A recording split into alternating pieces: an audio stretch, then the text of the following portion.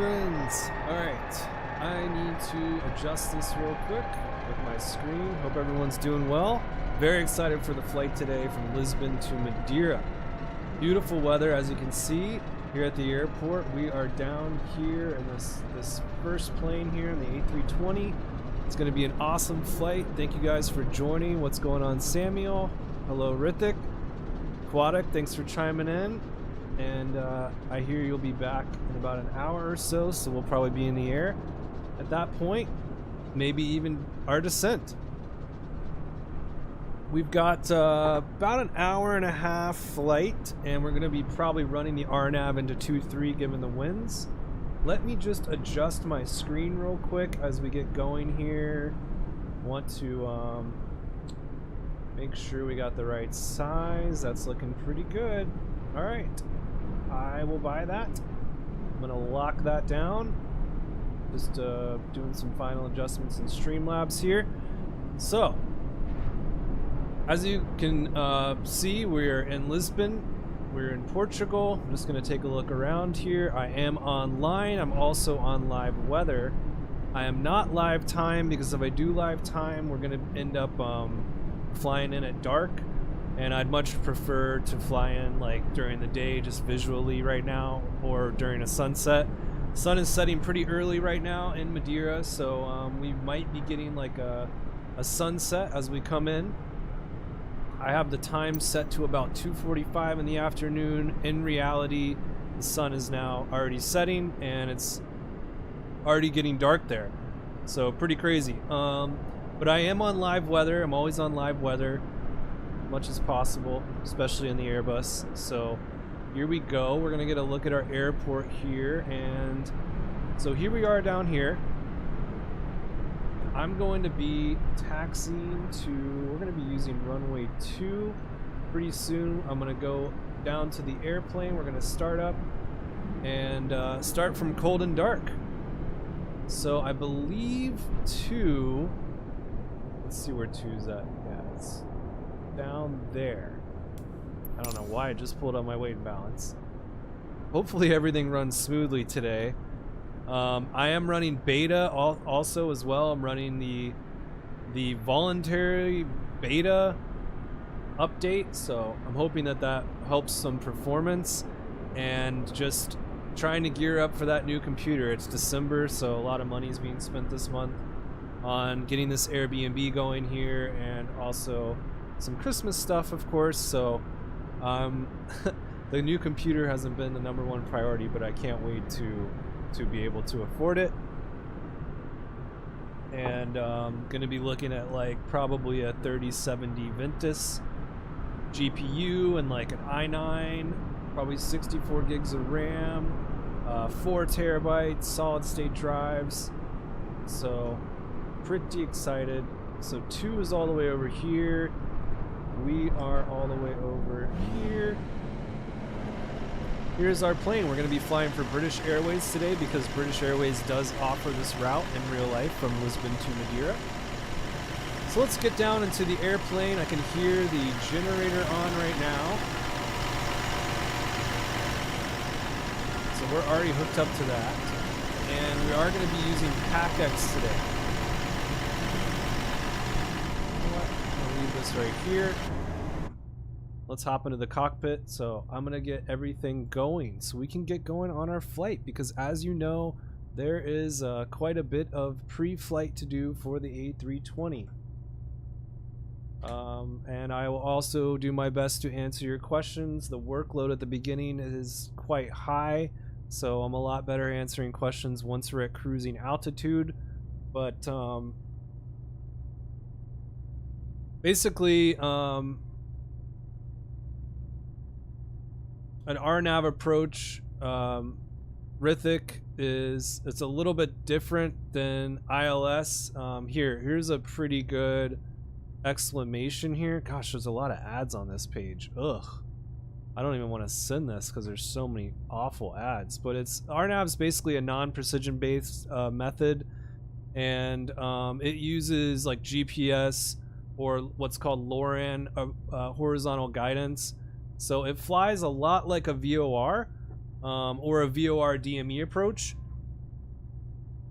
RNAV approaches are considered safer and also simpler to use and manage than like a VOR, and in some cases even ILS. So, but what's interesting about this approach is it is a tricky approach. This approach can get pretty tricky because of the geographical location of Madeira and the winds that can happen there, and just kind of the way that the runway is laid out on the island can be a little tricky. So we're gonna see how this goes. I will send you this article though, just in case you want to learn more about the difference between like ILS and RNAV. But yeah, it's really kind of a famous airport to fly into for pilots. And hey, what's going on, Solomon? Is that how you say your name, Solomon? I don't know. Solomon. How's it going? Hope you're doing well today. And yeah, so it's actually an airport that you have to have special training to fly into, and say like an A320 or something like that. Pilots actually have to receive special training to fly into this airport. So pretty interesting stuff. So we'll see how it goes for me today, and we're gonna start right away with importing our flight plan from SimBrief. As you can see, the time is a little bit off, so all I'm going to do is adjust that, because we are not going to depart in 200 minutes from now. We're going to depart way sooner than that. So let's bump this up to, like, let's cut off a couple hours here. That gives us 81 minutes. We don't even need that much, so let's go to like 1645. Oh, I did it the wrong way. 1545. Okay, that's 51 minutes. We're getting closer. Let's try 1550. Oops. For our time. Okay, might need a little more time than that. I'm gonna do like 1530. That's fine. If we're ahead of schedule, that's great. That's 36 minutes from now. I'm sure we'll be departing before then. Weather at LPPT for our departure, we're looking at winds at 7 knots from 360. We got a few clouds at 2,500, and we've got our altimeter at 1026. All right, but before we go further, we're going to start this baby up. Actually, I think we're already on ground power. Let's see. We go to ground services. Let's get some power from the ground. GPU we already have, so that's good. Okay. So if we already have our GPU, let's just go ahead and get our external power, which is available. Perfect. Beautiful. We'll go bat 1 and 2 on. Alrighty.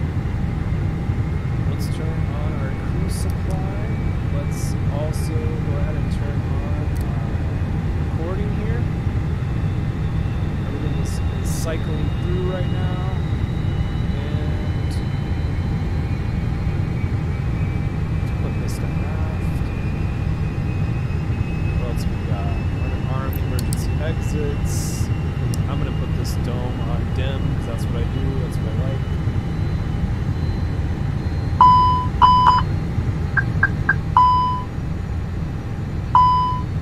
What we got for?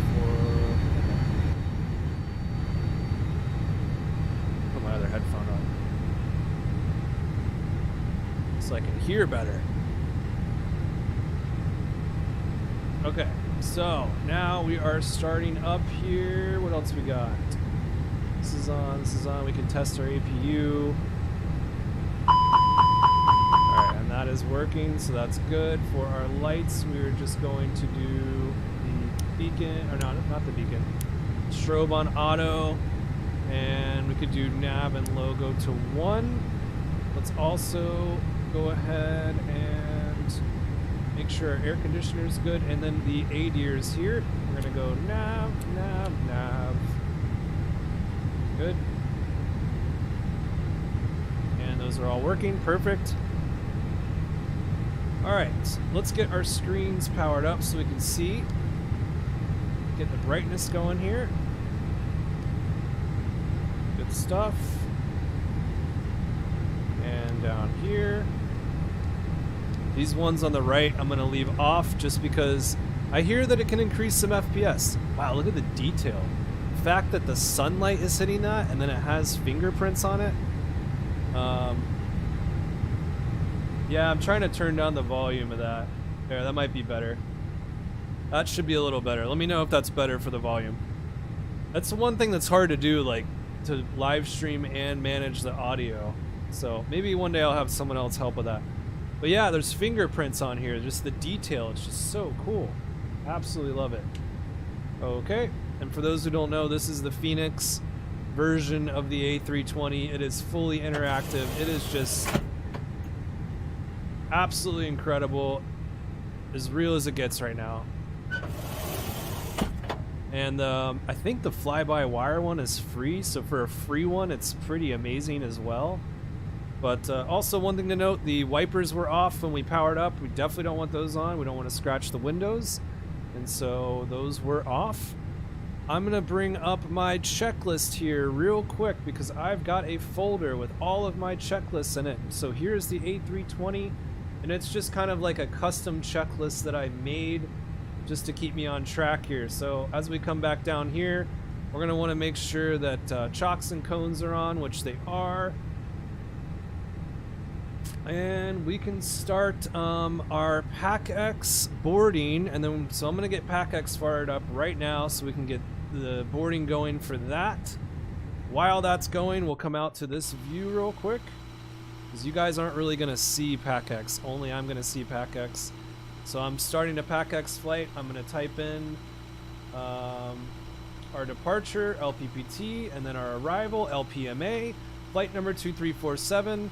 That's just what I always use. We're going to be cruising at 37,000 feet today. Flight time about 1 hour and 40 minutes. Time to take off, hopefully in about 20 minutes from now. I'm going to put 25 just to be safe because we want to be ahead of schedule from our passenger expectations. We're going to have, speaking of passengers, 147 passengers on board today. And let me pick the right profile here. There we go, 147 passengers. Just getting PacX set up here. Aircraft is Wi-Fi equipped. And we're going to do our custom safety briefing for British Airways. Perfect. And that is it. We're going to go ahead and start boarding. So now PacX is boarding. Let's come back into the plane. You might even hear some sounds of people boarding now. Okay, let's toggle our jetway because no one can really board without that. So it's kind of funny how fast that thing moves. At some point, I would like to get GSX so we have a little bit more realistic ground crew and all that. So I will be getting that at some point for the Airbus and the major airline flights. Let's make sure our parking brake is on, which it is.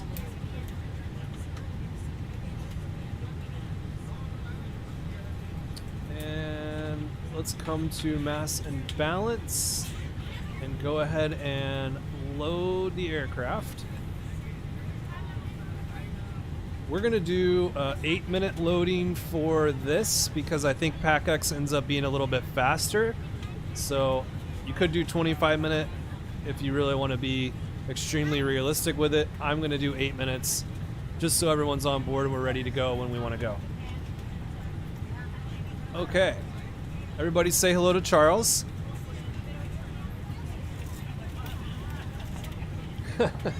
Grateful to be one of the 147 passengers. Hopefully you have a good seat. Maybe you have a window seat. Maybe you're the co-pilot. All right. Let's go back to our checklist here. We've got Navigraph charts on board with our fly pad. Engine masters are off. Mode selector normal, which it is. Gear levers down, flaps are up. Skip through here, skip through here. We've already tested all that. Okay. Now let's put our fuel pumps on.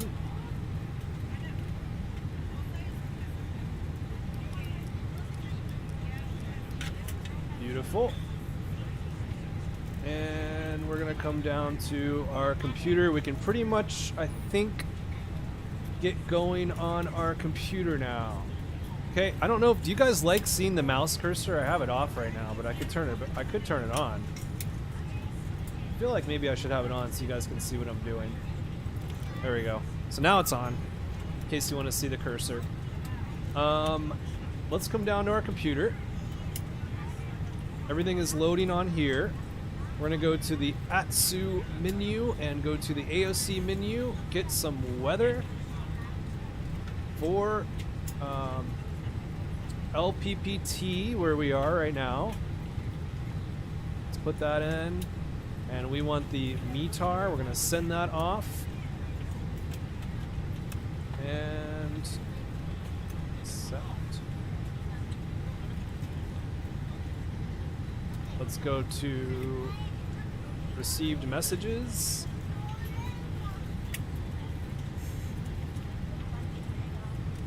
Weather data. And here's our weather just to confirm. We've got 7 knots of wind, so not much of a factor there. And the altimeter of 1026, so we can go ahead and put that in now.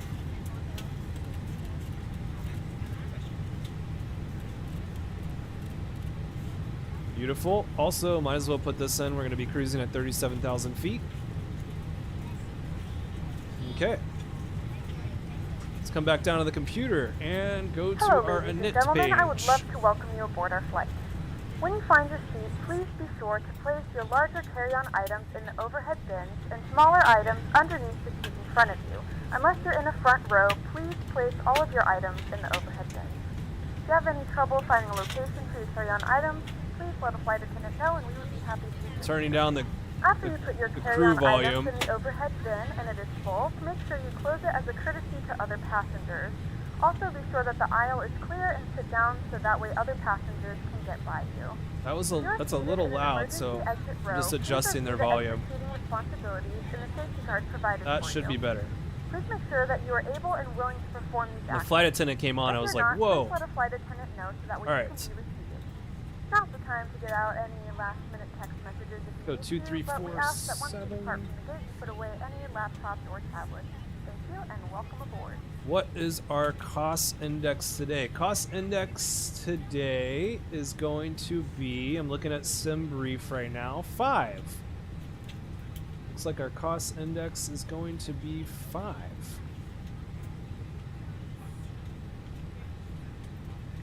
Cruise 370. That'll give us a temperature of negative 55 degrees Celsius. Let's keep moving. We will do this after everyone is on board. Or perhaps we could just... Yeah, we need to wait for that to load. That would be the smart thing to do, is just wait. And we need to go to our... Oh, we got our flight plan in there. Perfect. Let's make sure we're doing a departure on 2.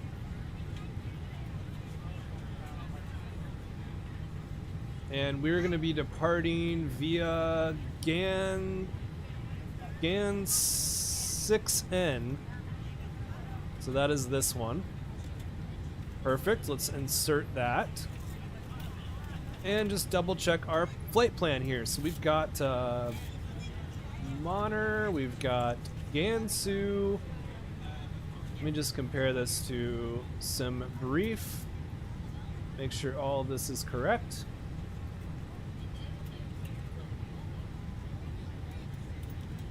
Okay. Where are we at here? Perfect. And then we want to go down to Narda, then Rolar, then Lidro. That's all correct. And for our arrival, we're going to be doing a RNAV 423.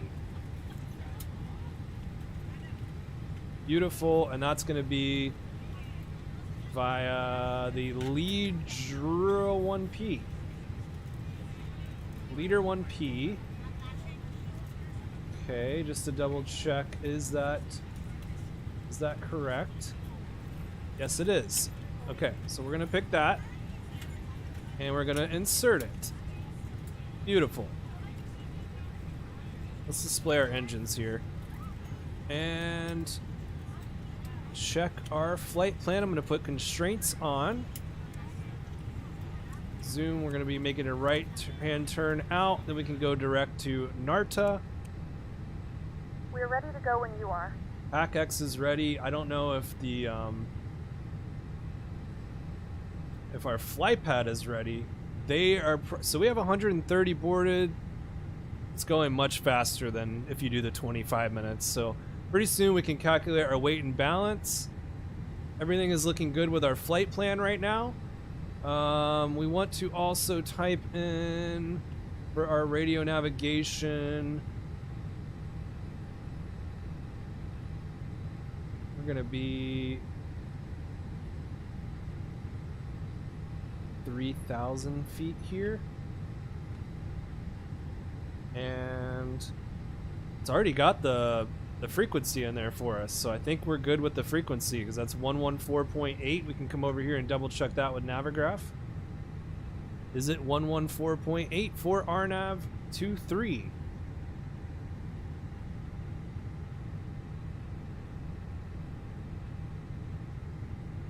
Hey Larima, how's it going?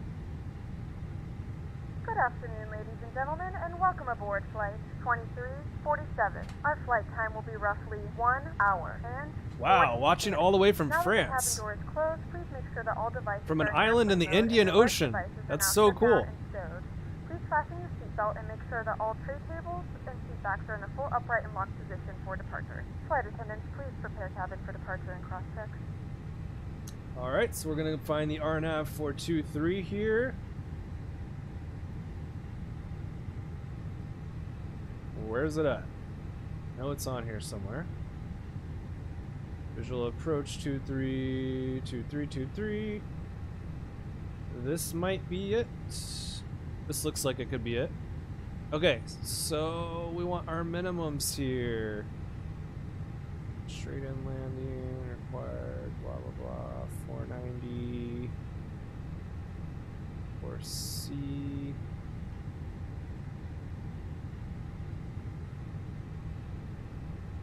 Required until MA, so that's required until this waypoint.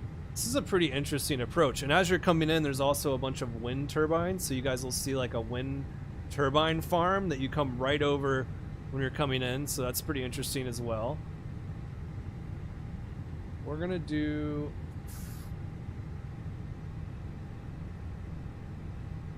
407,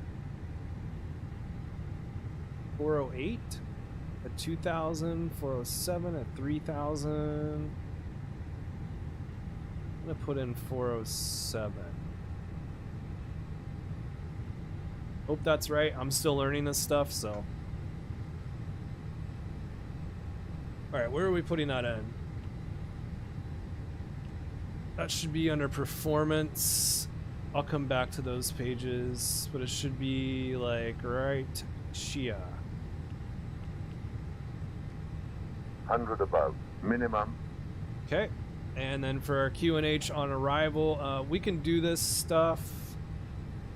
I mean, we could put it in now. It might change like on the way there, but we could go ahead and put it in now. But let's go back to our performance here because we got to get our V speeds, and pretty soon we will be done and we'll be ready to roll out of here. So for departure performance, everyone's on board now. We're good to go. We've got LPPT runway 2 dry surface. We're gonna do PacX on, sync the load sheet, sync live weather, and calculate it.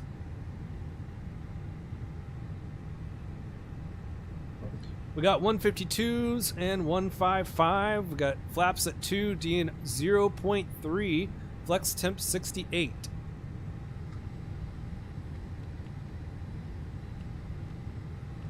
$155. What was that? Flex temp 68? Is that what I said? Yeah, 68. Then we've got flaps at, 2/DN 0.3. Beautiful. That's all fine. That's all fine. Great, good stuff. Okay, and then for our arrival, we can go ahead and put in, I like just getting the METAR from here. This is like the easiest way to get it.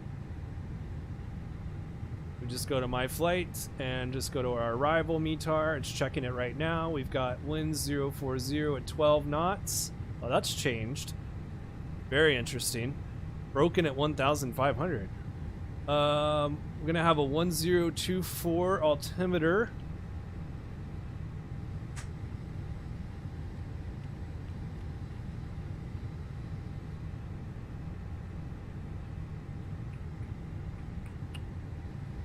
And this is another fun way of getting the weather, by the way, guys. If you just type in weather in the chat and you put like Madeira, I think Nightbot will be able to find it.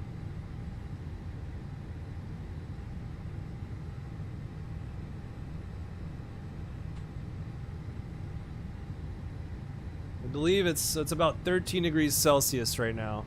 Oh, there it is. So that's giving us a little bit different than the official METAR. So that's interesting.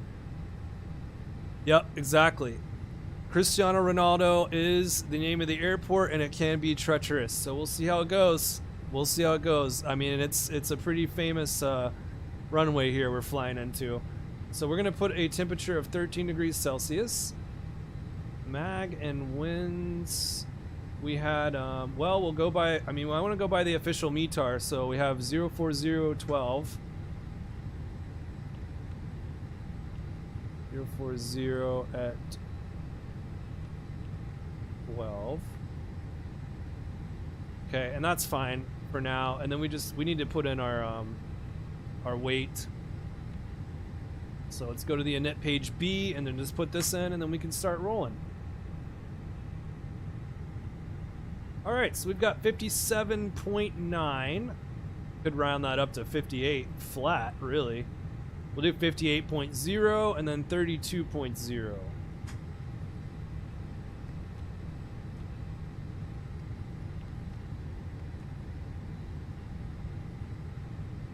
Beautiful block. I could look at that for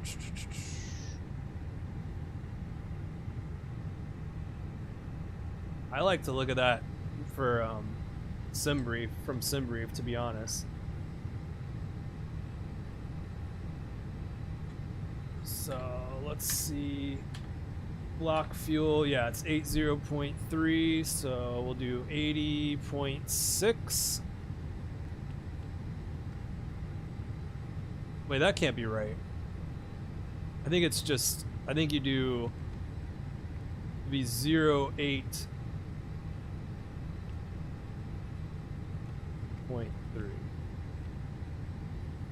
I don't know. I have to see. I don't know if it's 80 or you do, I think it's 8.3. That would make a lot more sense. Either way, we have fuel though. We have the fuel to make it there. Okay. I'm gonna put this back to ARC. Perfect, and we want to get our taxi diagram up. We can do that actually once we start our taxi back. Let's just check with everyone that that we're ready to go here.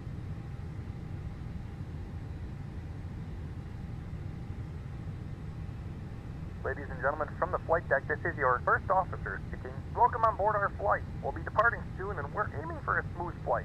Thanks for flying, and we'll keep you informed of any changes as they happen. We're also going to turn the APU on. Wait a few seconds, and then we can start it up. There we go. Because pretty soon we're going to be taxiing back. Let's make sure the seatbelts are on, no smoking's on. Let's make sure our cockpit door is locked, which it is now. I'm also going to squawk 1200 because we're not dealing with the radio today. So we'll just leave that on 1200. And leave our flight plan up here. good, because we're probably going to go directly to...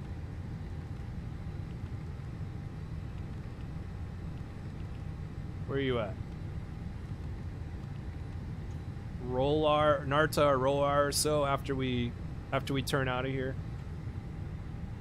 Perfect. Okay, and let's go to our ground services. Turn on the APU bleed. We should be now running off an APU.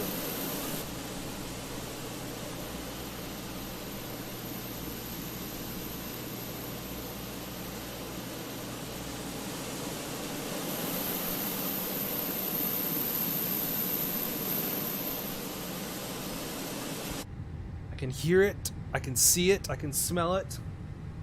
We've got APU. Okay. So we can disconnect from the GPU, take away the chocks and cones.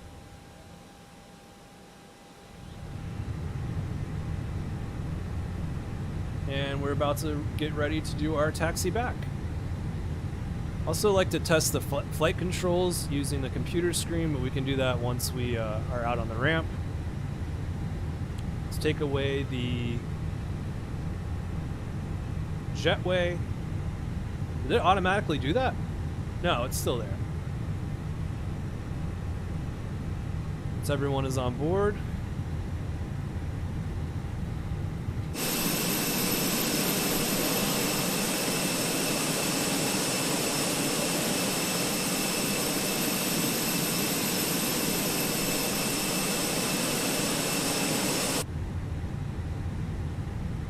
Perfect. By the way, these windows also open, which is pretty neat. I don't remember actually. Yeah, there it goes. And then there's a way you can slide it back.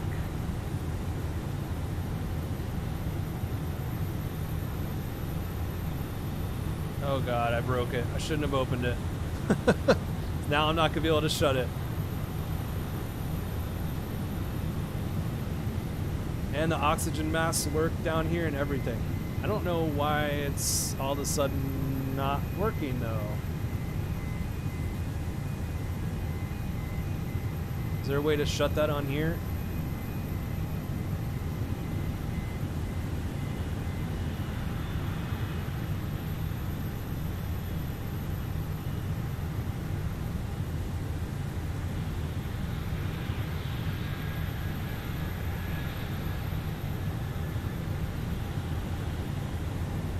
Bunch of stuff is going like non-responsive for me right now. Should not have opened that window. We'll get it figured out.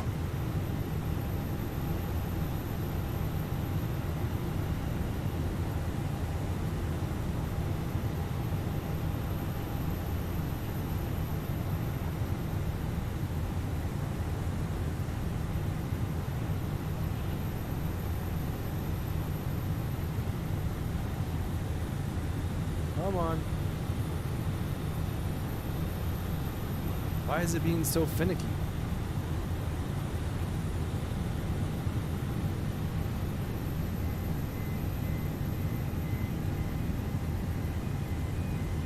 Won't let me do the sim settings.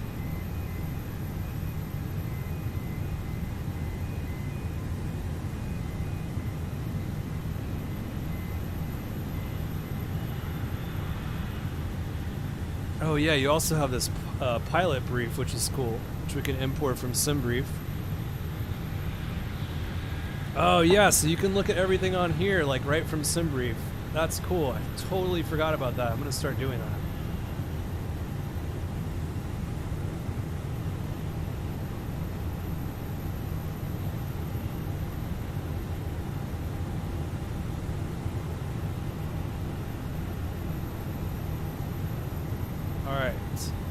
Might have to just click turnaround with APU because the window won't shut. It's not letting me, and normally you can open this oxygen mask as well, and it's like all of a sudden not letting me do anything. This is still working.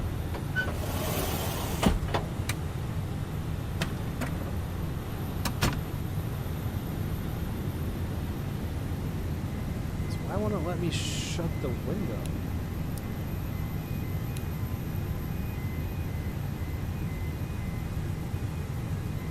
That's cool. I didn't even know about that.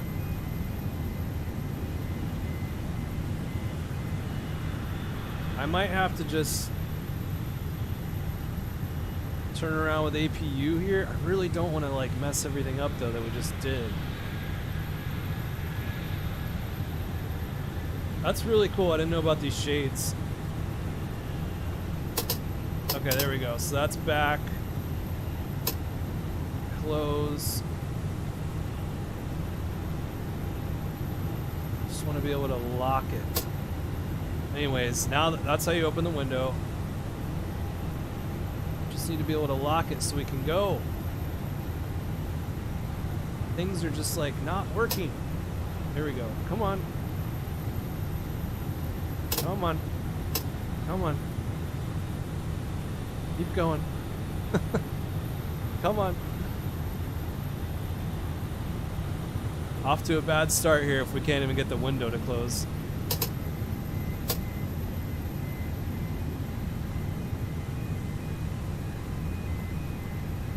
Come down. Let's see here.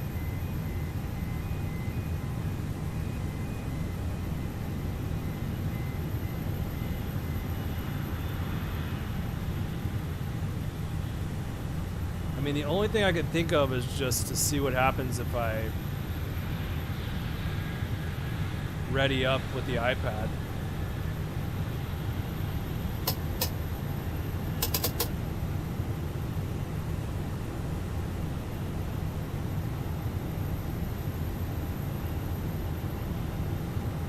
Pretty sure it's something over here with this handle. The handle is what locks it, and it just won't let me grab it. Right side of the EFB.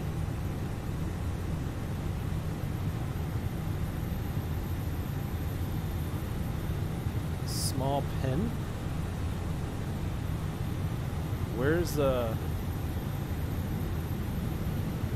Okay. Stand by.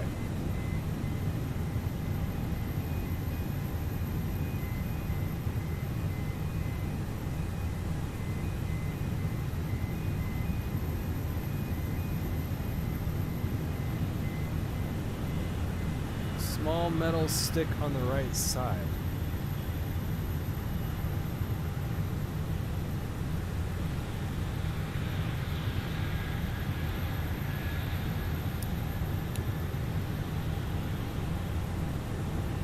Small metal stick on the right side.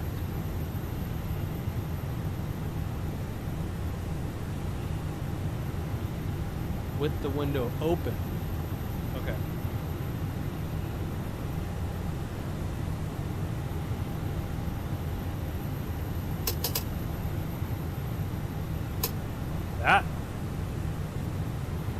That's what it was? Why does it do that? That's crazy. Okay. That is absolutely insane. Thank you so much for your help, because I would have never found that. It's weird because I've opened and closed the window before, so I don't know. I guess I just forgot that was there, and I don't know why that's there. But we got it figured out now, so we can go. I lost my iPad though, so now I gotta get the iPad back.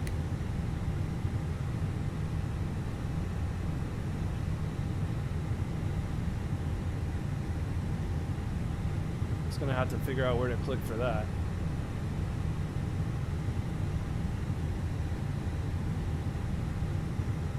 I feel like it would be like I'm clicking right in here, and I feel like that's where it would be. Apparently not. Well, let me know if anyone knows how to get that back.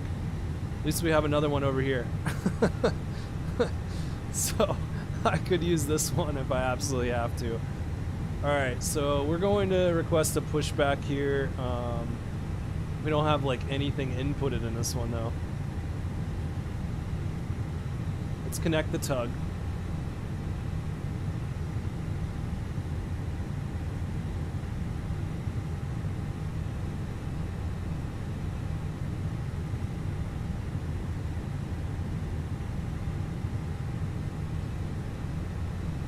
Perfect. And we're going to release the parking brake.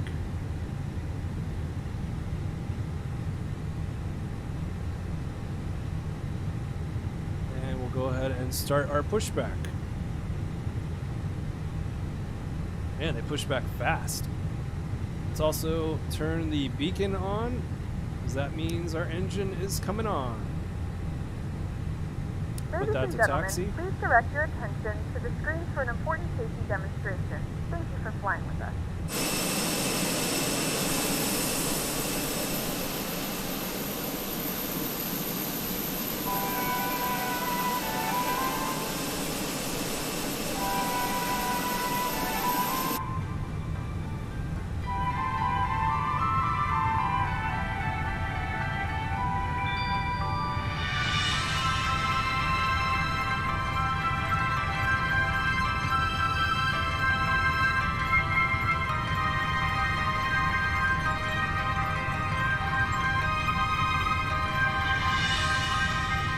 Now going to explain the emergency procedures on this British Airways aircraft. The captain and the crew are here for your safety. It is important that you pay attention and follow instructions carefully. First, check your seatbelt is securely fastened. Insert the metal tag into the buckle and tighten by pulling on the loose end. To unfasten, simply lift up the metal flap on the buckle and pull apart. You'll find the seatbelt sign in the panel above your head. When it's on, you must fasten your seatbelt. We'll provide extension seatbelts for infants. We suggest you keep your seatbelt fastened and visible during our flight, even when the sign is off. Your life jacket is either beside or underneath your seat. To use it, take it out of the container and place it over your head.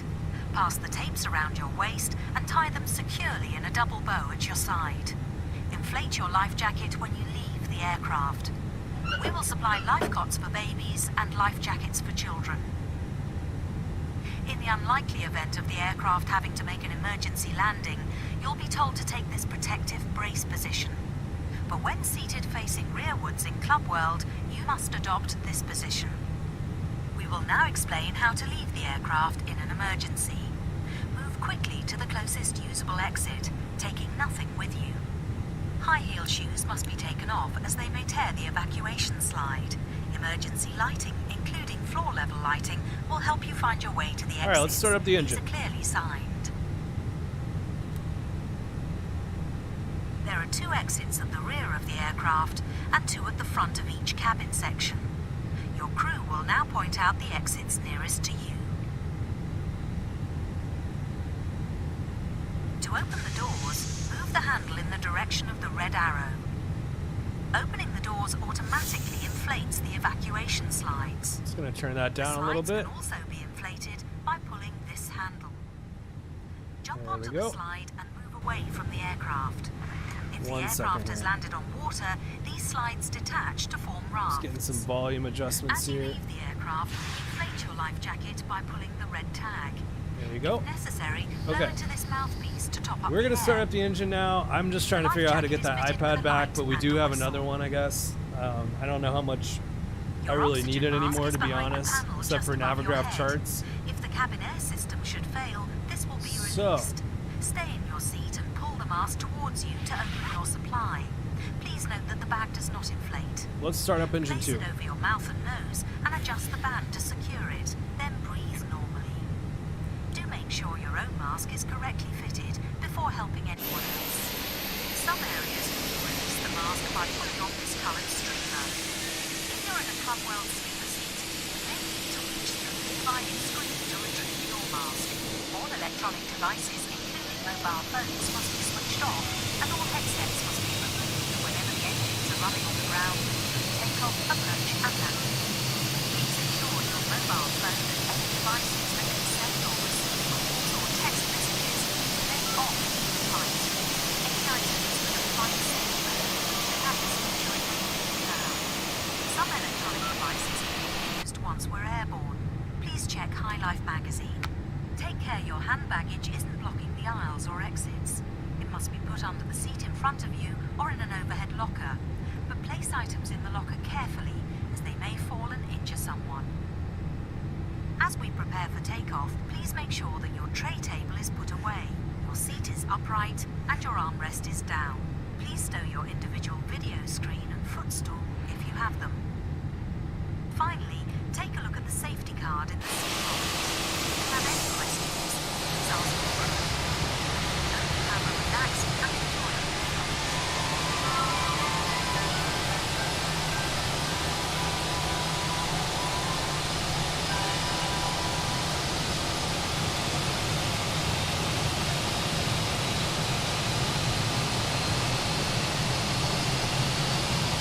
Cabin is ready.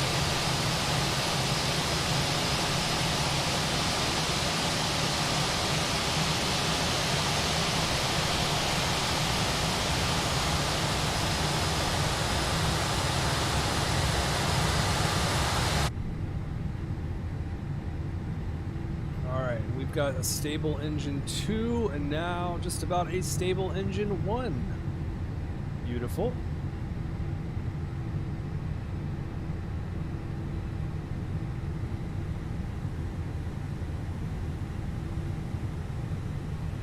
And we have the A-Veil. Let's turn this back to normal. Perfect. Flaps, we're going to be at 2 today. Speed brake is disarmed. Alright. Looking good, looking good. We can pretty much go ahead and begin our taxi. I just need to... I'm not super familiar with this airport, so I'm going to just make sure we have our charts up. We can get an idea of where we're going here. I know that we're facing the right direction and we're going down there. I have a decent idea of where runway 2 is. It's still good to pull it up.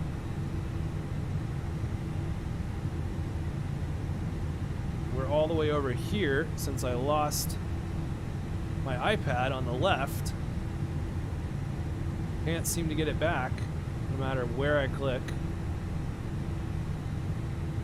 Clicking all this, nothing, nothing, nothing. Maybe I'd have to come, I mean, the only other thing I could think of is like, I can try coming down more.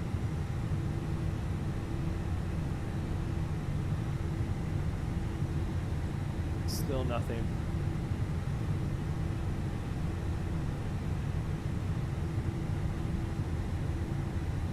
I wonder if there's a way to get that back, like with the software. That's interesting. Okay. Well, we can use this. Let's go to our airport here, and I think you need to click on PA mic on tour side to make the EFB appear. Is that all it is the microphone? That is so... I don't understand that. Why would the microphone... Okay. Thank you so much for your help. I will never forget that again. That is something that I will not forget again. So I've wasted so much time trying to get the window closed and the iPad back, so really appreciate it.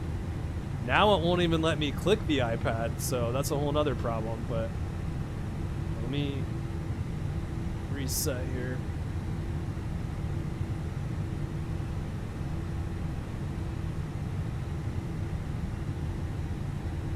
Yeah, so now it won't even let me click it.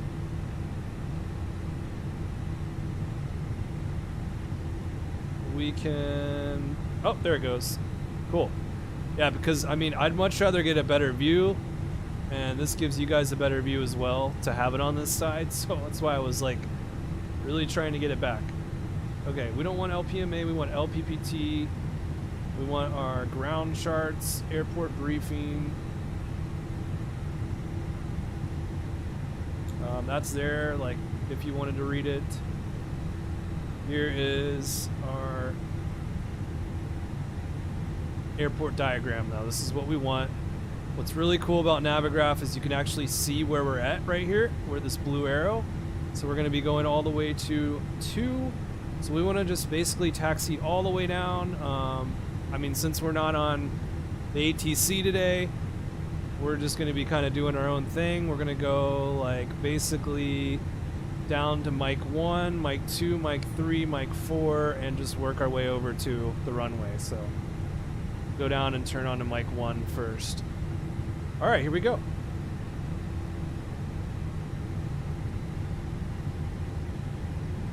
Parking brake off.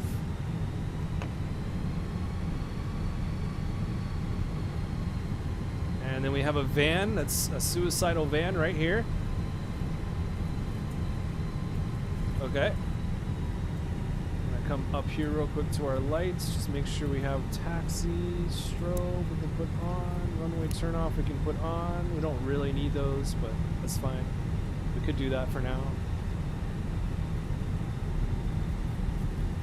I have a feeling they would get us out of this area, so yeah, we're gonna make a right here. Thank you guys for your patience. I apologize for all the craziness with the iPad in the window. That will not happen again. We are on our way now to Madeira. And I probably wouldn't do it without Jordan and Samuel's help, or Larima's help. Yeah, all of you guys, I mean, have just been so helpful, so thank you so much. Yeah, I know. The little stick for the Airbus, it's just ridiculous. Very interested in the 737 as well. That's always been like my favorite airliner. I just haven't learned it yet. If you guys would rather see more 737 stuff, let me know. I just really like what Fenix did with this Airbus, so that's why I'm using it, because I just really, really love what they did. They just did a phenomenal job with making a study level Airbus here, something more realistic. The sounds are amazing, and it's been functioning very well for me.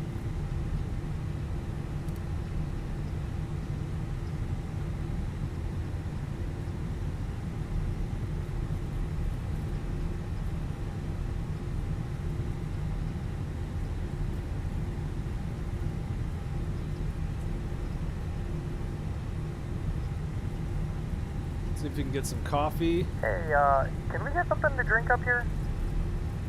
Not a problem. Sweet.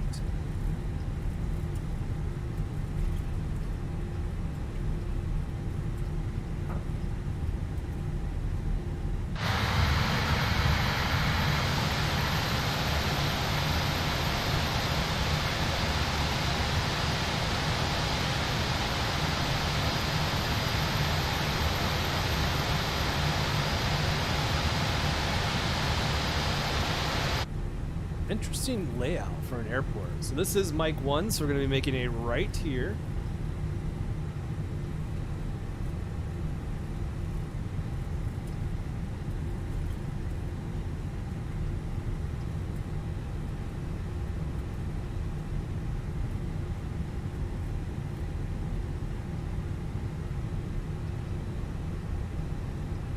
Something just happened in South America. I don't really pay attention to the news.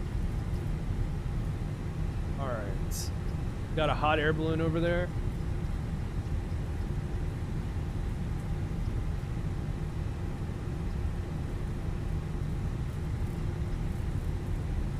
Going a little fast. Try to slow down here a little bit.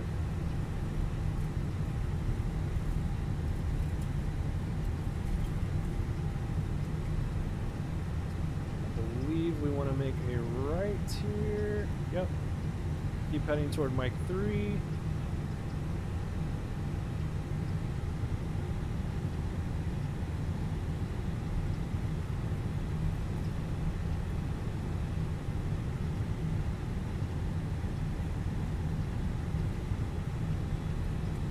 Madeira, here we come.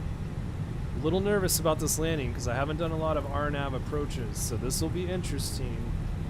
See how it goes. Go easy on me.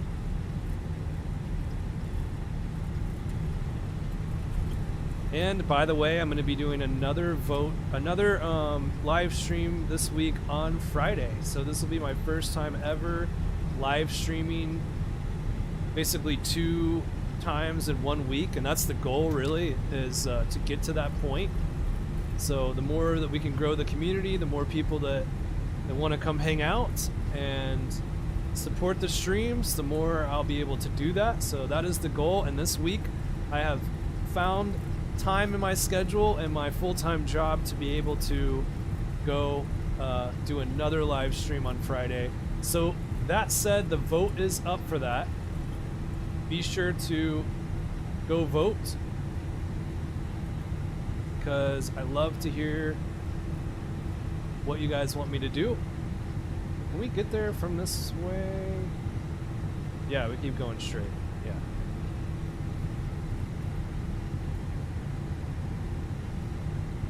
There we go. Yeah, Navigraph is awesome, man. It's so worth it. So worth it. If you want to make your experience way more realistic and have all the charts, I just think it's a no-brainer. Airliner on takeoff roll hit a fire truck. Oh, jeez. How does that even happen? Like, what? Did they veer off the runway or something? I mean, was the fire truck on the runway? It's crazy, man. I don't know how this stuff happens. I gotta look that one up.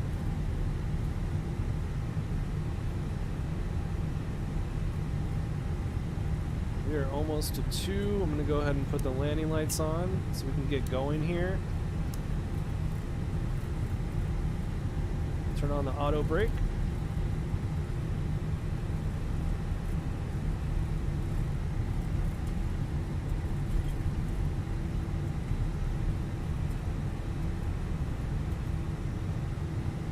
Looks like we got another plane coming behind us, taxiing super fast. Where is this guy going? He is going fast.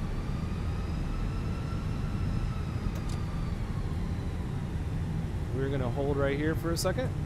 This is where we would be getting our clearance. Put the parking brake on real quick and just double check everything. Also want to see what this guy is doing. Is he actually gonna wait for us?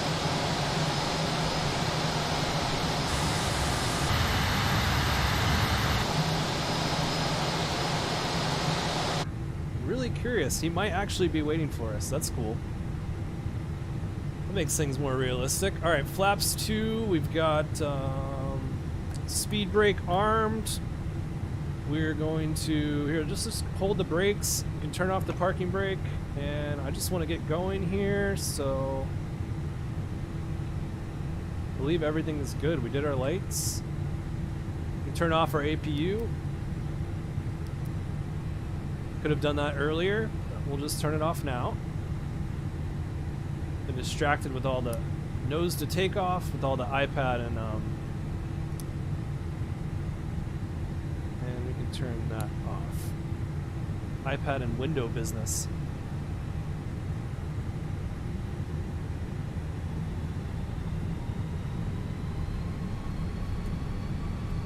All right, time to take off, my friends.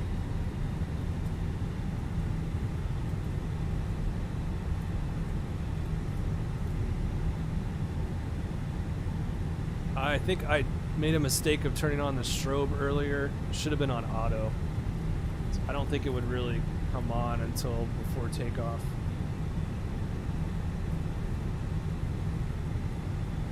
Auto brakes are set. We're going to go throttle to about 40%. Once the engines are stable, I'm going to go to 80%. All right, sit back and enjoy the departure.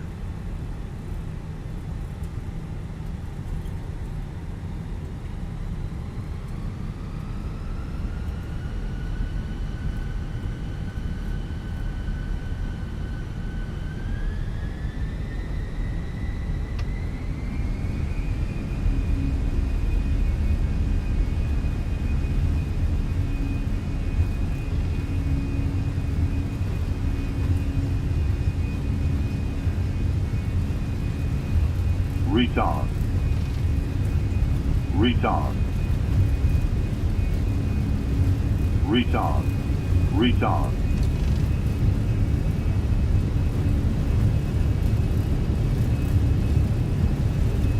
And we're gonna rotate. Get off the ground nice and slow here. Gears going up.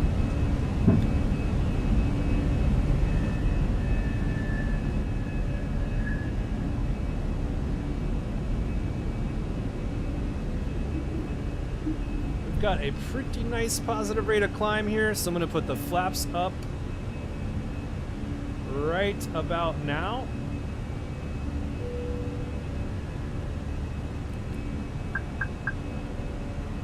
Should just lose one notch of flaps, so I'm going to do both. And let's come back to CL on our power. Start a right turn.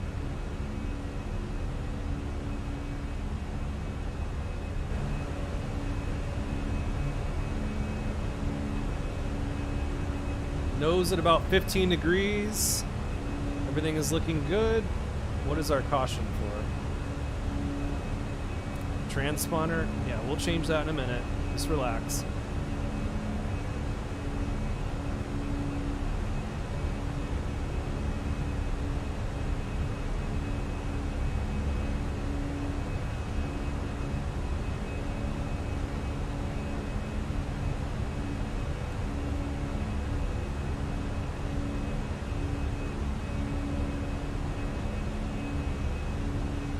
Why it's always like already complaining about our QNH. I don't think you set that to standard until you're above 18,000 feet, so I don't know why it's flashing at that. Does anyone else understand that? Dude, that is absolutely insane. I'm gonna read what you're writing in a second because that is nuts.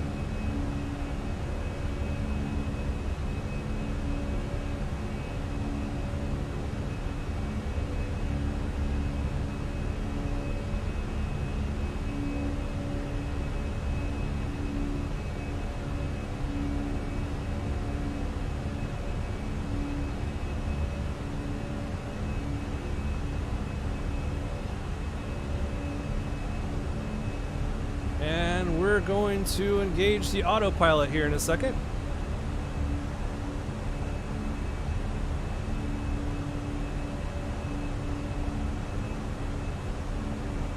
Go direct to monitor.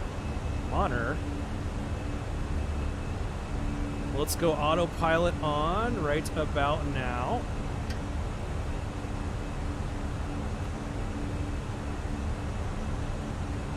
And we're gonna go direct to monitor. Insert.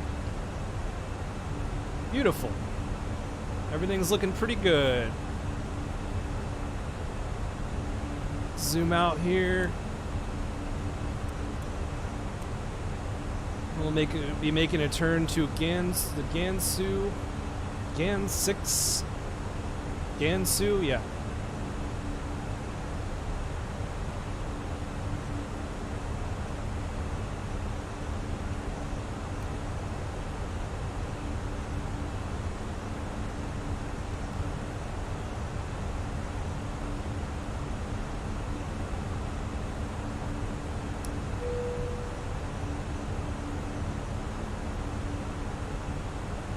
Good stuff. Passing 10,000 feet, landing lights going off.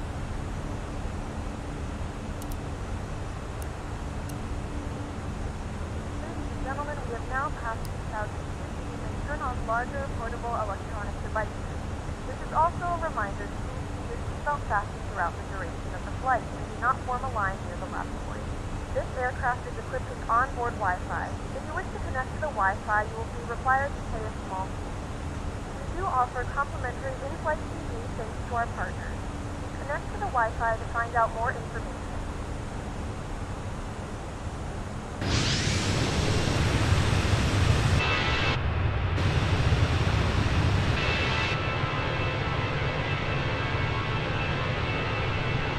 And say goodbye to Lisbon.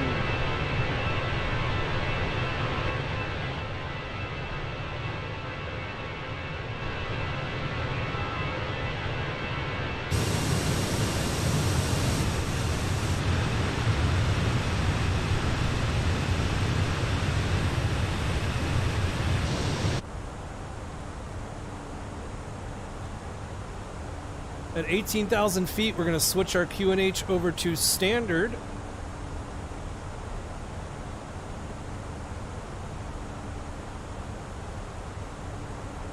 Everything's looking pretty good. Autopilot's working well. Engines are looking good.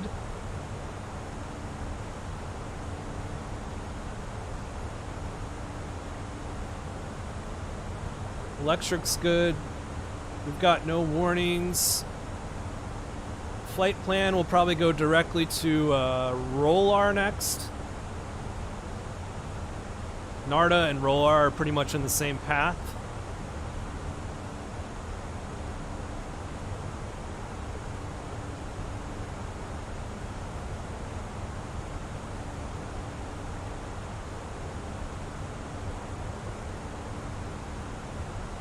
And there you have it, my friends. We're going from Lisbon, Portugal, all the way out to Madeira here. Here we are. Here's our little map on Navigraph.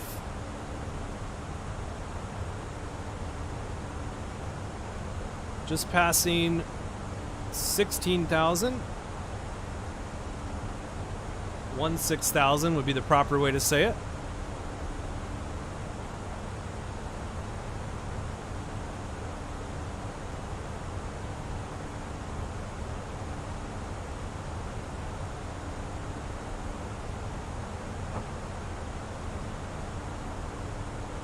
Sit back and relax. Should be serving some drinks shortly.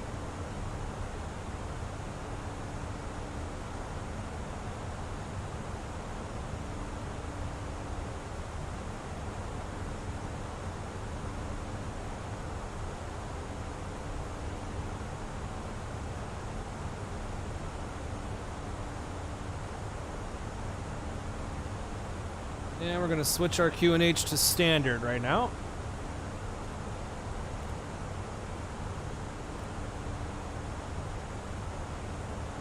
Beautiful.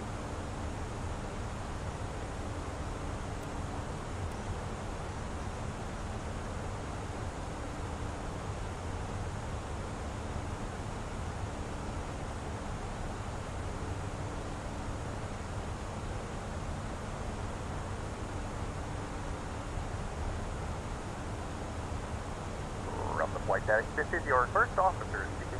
We'll be reaching our cruising altitude soon. Everything's looking good up here in the cockpit. Please let your cabin crew know if there's anything that we can do to make this flight a little better for you.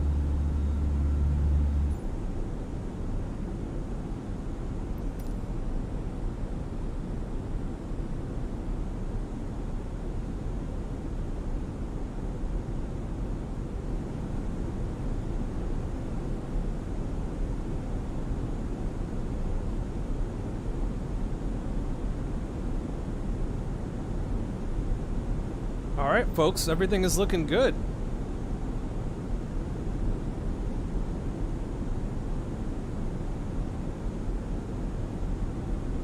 Are you asking me if 1013 is, does that translate to 29.9 inches? Is that what you're asking?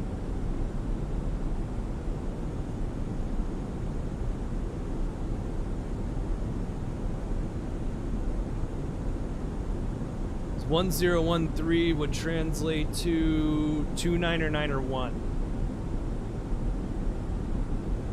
for inches. Be 2991.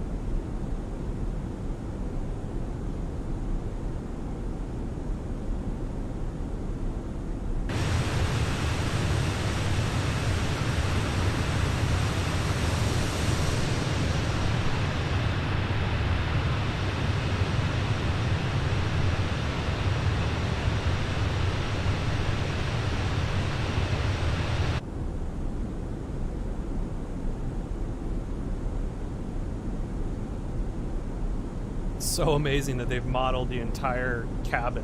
It's so cool.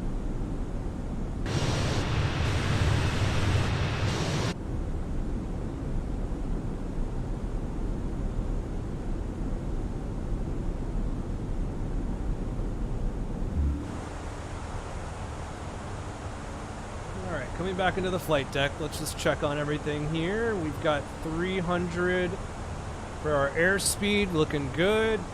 Climbing, we're at 3,000 or so, climbing 37,000. Or, I'm sorry, 230, climbing 370.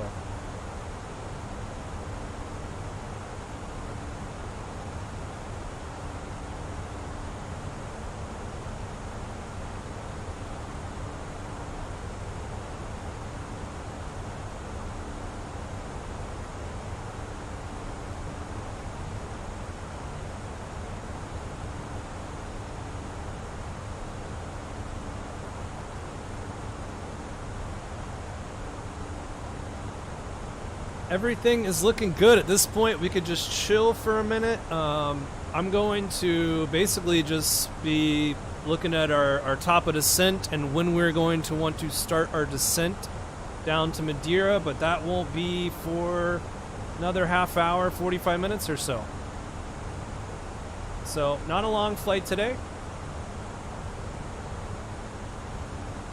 Would love to hear more about what you guys, like what your favorite airliners are, things like that, to fly. Oh, you know what? I don't have the progress bar calculated correctly right now. Where do I put that in? Oh, it's right here. I was gonna say, because that's not showing our flight. Progress bar at the top right. I'm gonna fix it right now.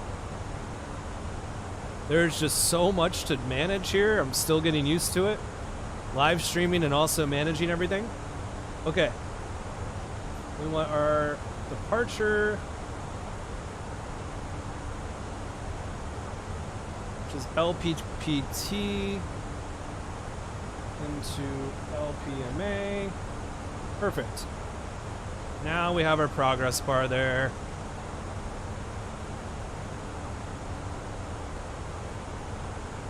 So you can watch our progress.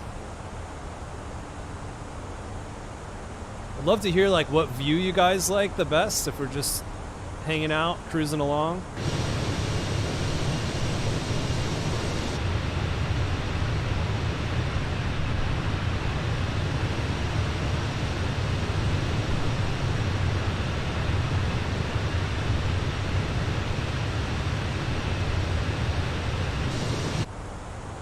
I always thought the window view was pretty cool.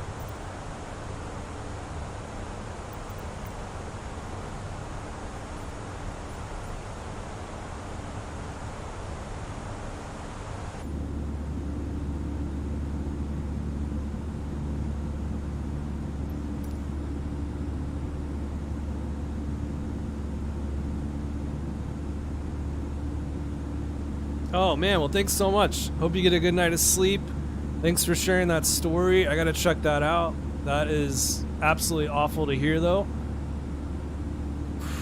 I'm glad that everyone was safely evacuated, so that's awesome. And yeah, I'll catch you later. And thanks so much for your help. Let's see what other views we have here for the window. Circuit breaker wall, that's cool. Forward, left middle, left. I'm gonna go to here.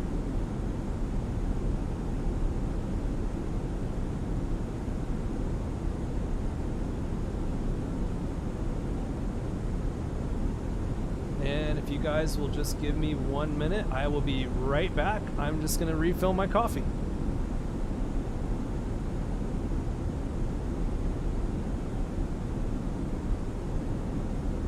So I'll see you in a second.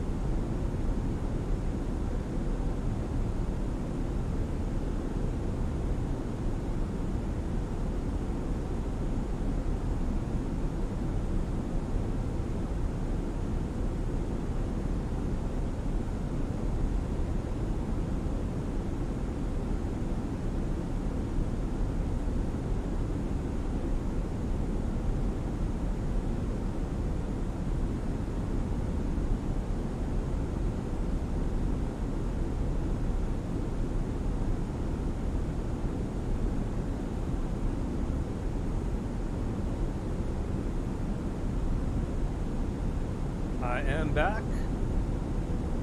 Captain's back. How's everybody doing? Hope you're enjoying the flight. We're going to talk about how to calculate the top of descent. So, I mean, this is a whole nother tutorial video that I should probably make on how to do this. But it's very interesting and important. So I've got there's a couple different ways to do this actually, but I've got some documents here that actually help me with these kinds of things. And let's see. I'm gonna pull one up. This is something that a lot of people, you know, when you're flying like for the airlines, you're connected to ATC, they're pretty much going to tell you when to start your descent, so you don't really have to worry about it. But let's say like you're doing what I'm doing today, you're not talking to ATC, so it's really up to you to figure out when to start descending. So how exactly do you figure that out? I'm going to pull up a document right now and talk a little bit about it.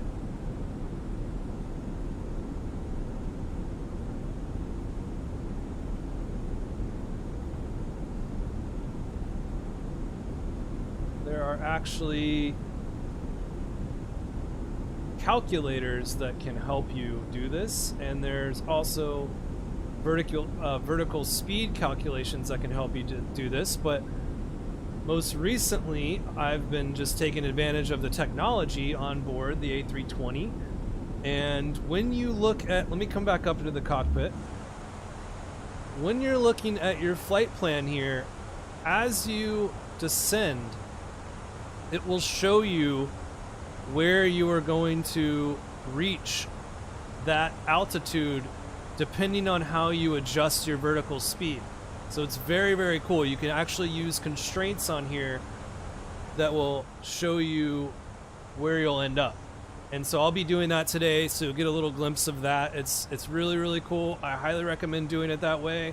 So more recently, I have been just doing my own manual vertical speed descent. Let me turn the brightness down on this light real quick.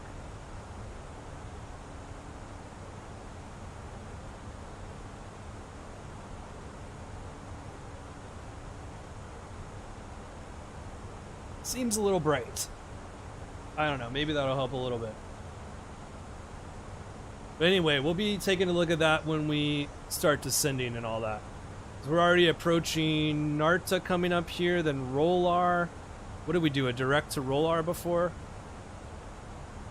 I'm just going to do a direct to Rolar just to make sure that's what we're up to right now.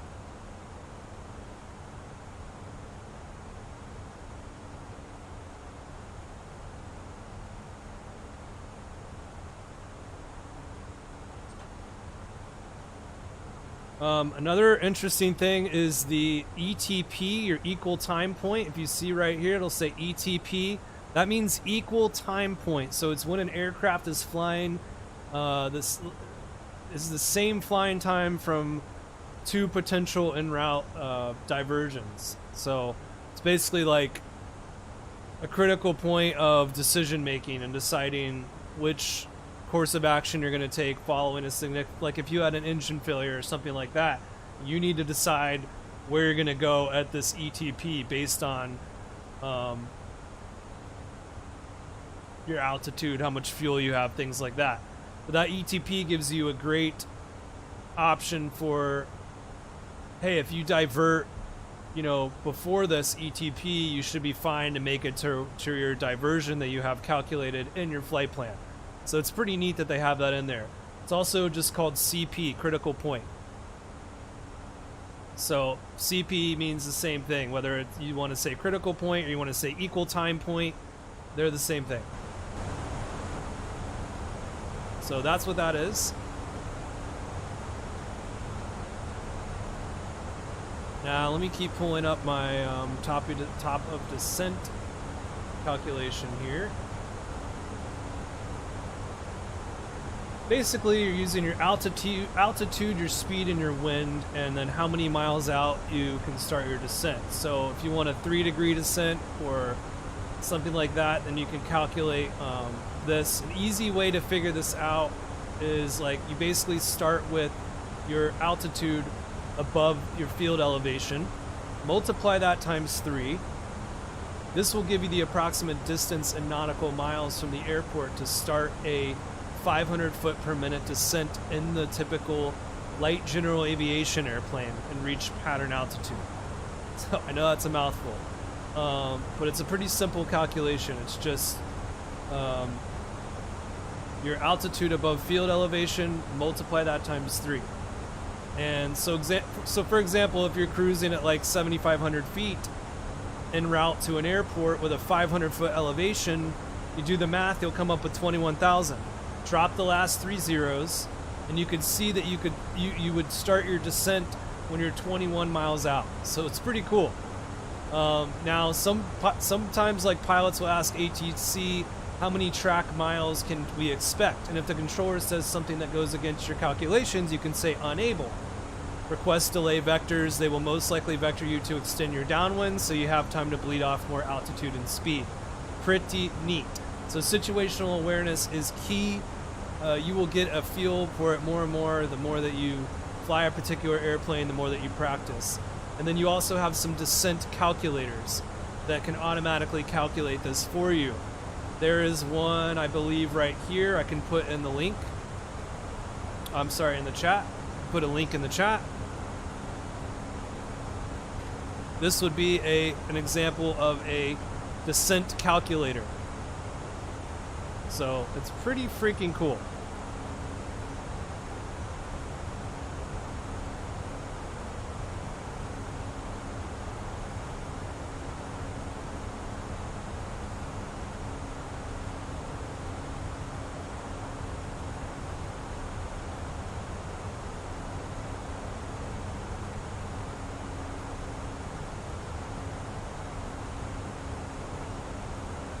In this case, like, we're gonna want to start descending about 81 miles before the airport.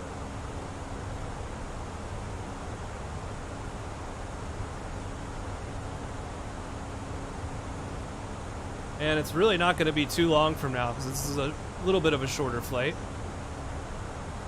And also, there's a way to just look at your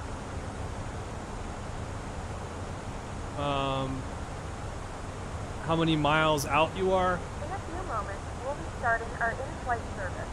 We will be serving complimentary drinks and snacks. Please look in your seat back for our list of complimentary and premium drinks. Premium drinks are available for a small charge. Please note that we only accept credit cards.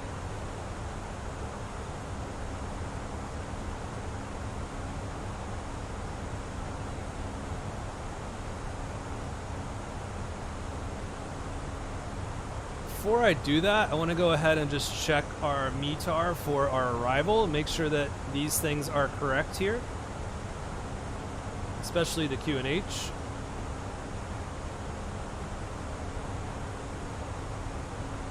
So let's just go ahead and get another one. Got 11 knots of wind, and we're going to be at 1024. I believe that has stayed the same. Yes, it has. Okay, good.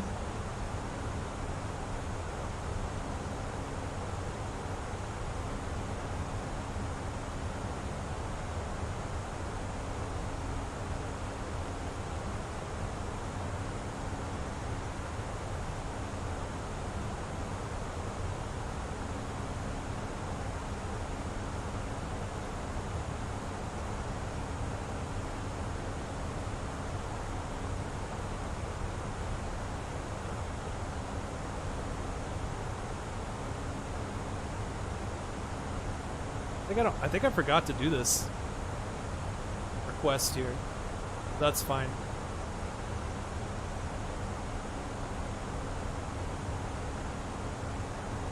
That's just something that we would have done like before everything else when we first started going through the computer.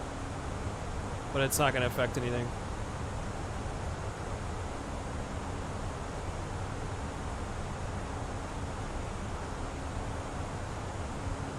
I know there's a way to look at how far out you are.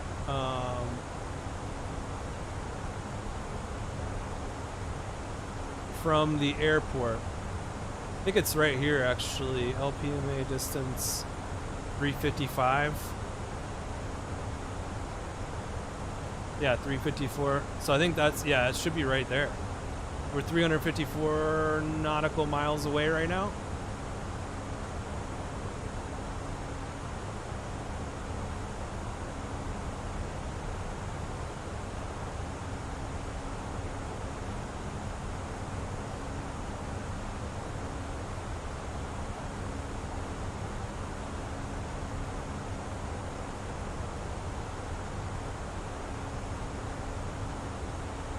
And let's pull up our arrival, because that's pretty much what we're going to want next.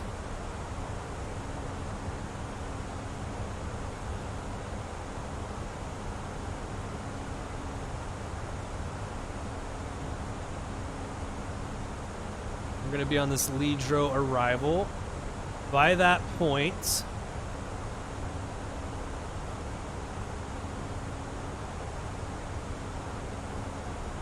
we're going to be at a max speed of, well, let's say 250.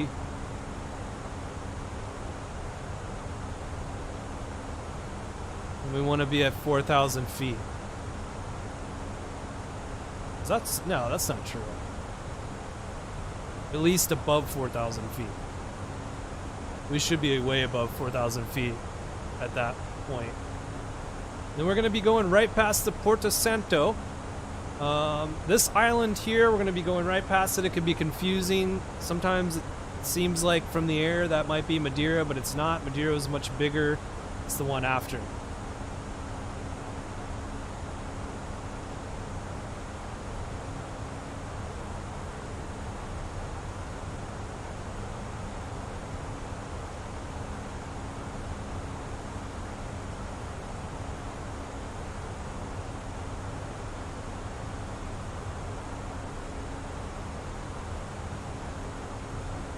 Cool. Everything's looking good, so we're just chilling.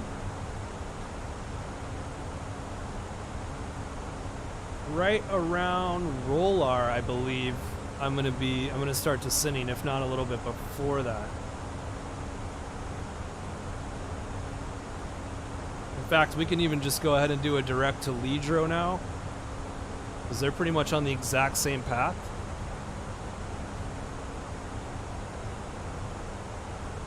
Let's insert that.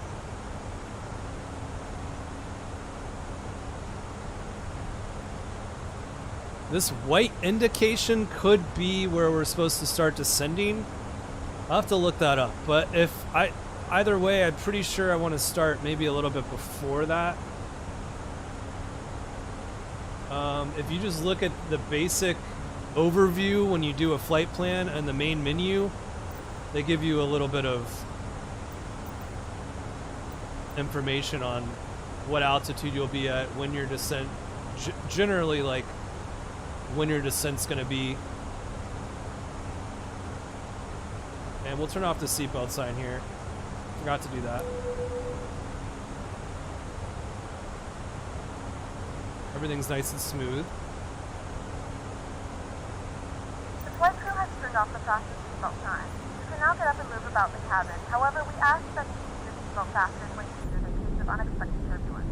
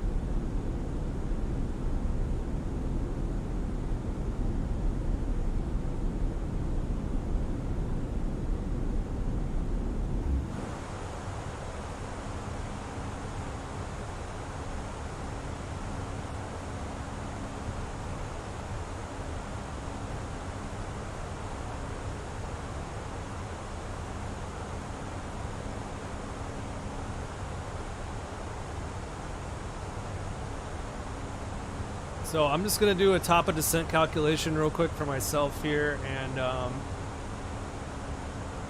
other than that, just chilling. Let me know if you guys have any questions. Just enjoy the flight.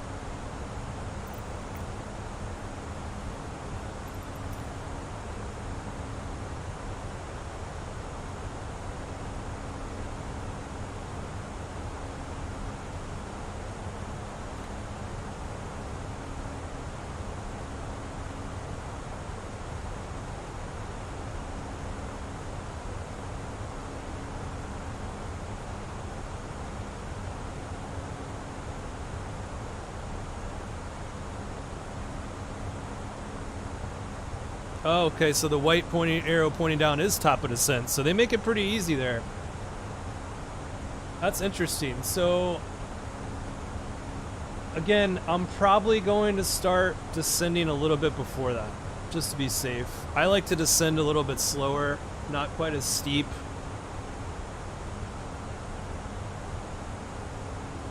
Especially at a higher altitude. I don't know, just personal preference. But that is really cool that they put that there. It's like way too easy now.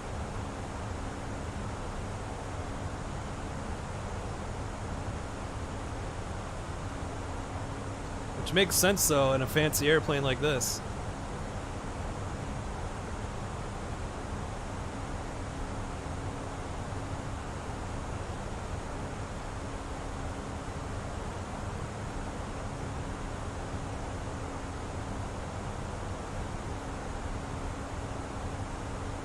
If you guys haven't joined the Discord channel yet too, I'd love to see you on the Discord channel. Just share some pictures, some landing clips. That reminds me, today I want to make sure that I capture the replay. I've been using the developer mode replay that they have built in to be able to check out some of the replays of my landings and stuff, so that's been fun, and that's something I'm going to start incorporating into the live stream. So if you go to the menu, you turn on dev mode, then you can do the replay for that, so that's cool.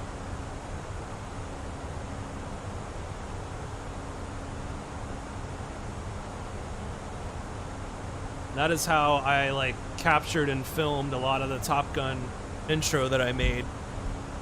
Just so you guys know, I had some people asking me about that and how I did it. And that is how I did it.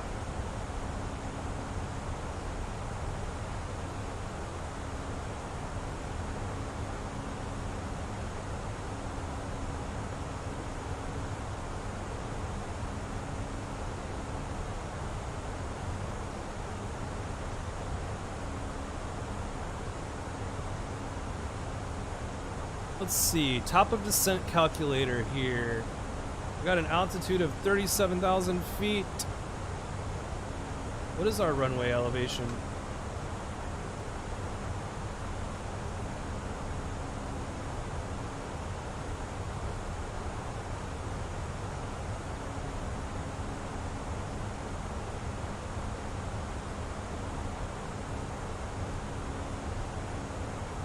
That's a cool overview page. Oh wow, and it's a VOR there too. Sweet.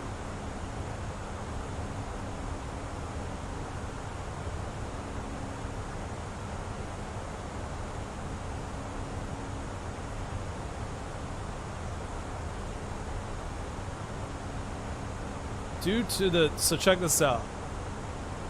Madeira.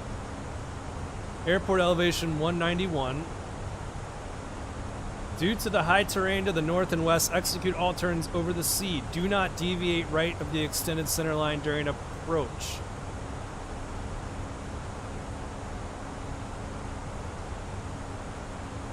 This runway has a displaced threshold resulting in a usable landing length of 8,140 feet. Plenty of room to land.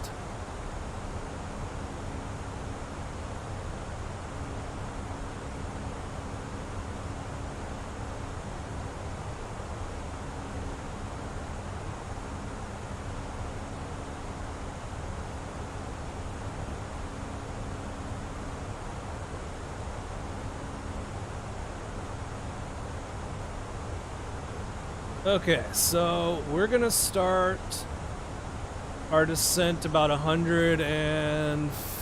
Well, we'll do an descent rate of... I'm putting in my altitude, runway elevation, target altitude, ground speed.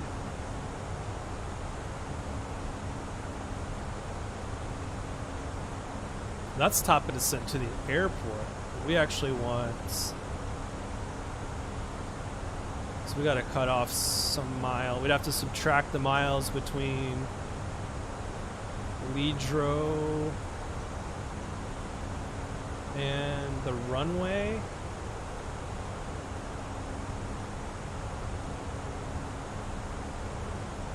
So if we go back to our approach,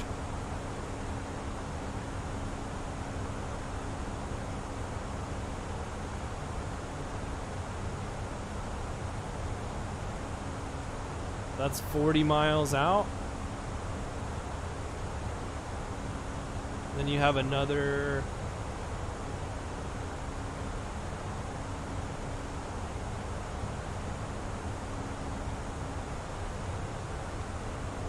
So you have 40 miles out, and then you have another 14 miles here. So we'll say 55 miles. So we'll subtract about 50 miles. So 174 minus 50. We'll just say 175 minus 50. So we could do 125. So about 125 miles out is what we're looking at to descend.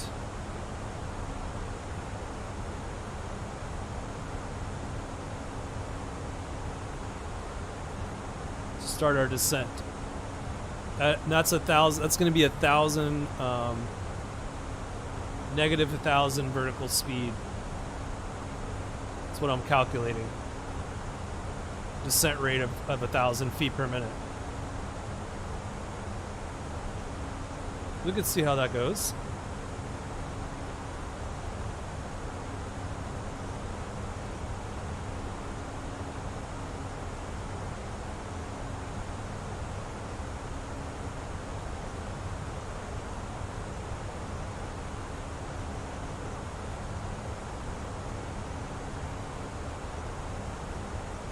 That's where it is. It's in the... Okay, perfect.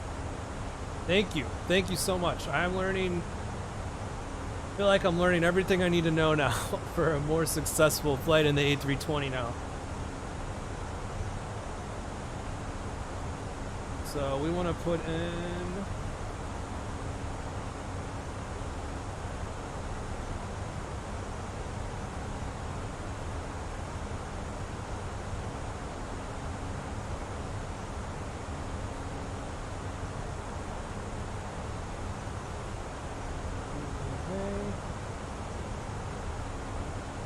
Cool.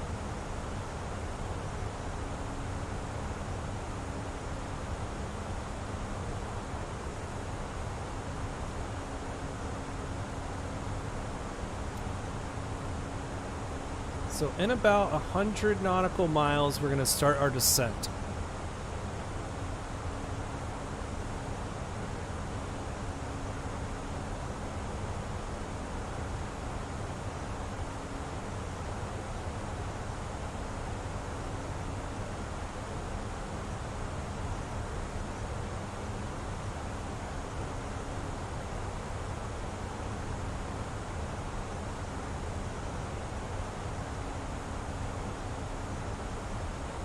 How do I clear the too steep path ahead?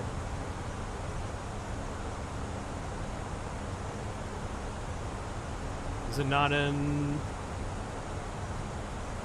maintenance?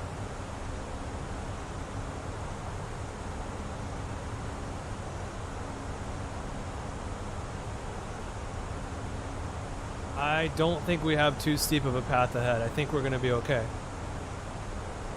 Just need to clear that. Press clear and then you click where. Just press clear. Okay, nice. Thank you.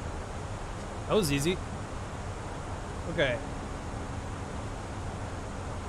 Let's go back to our arrival here.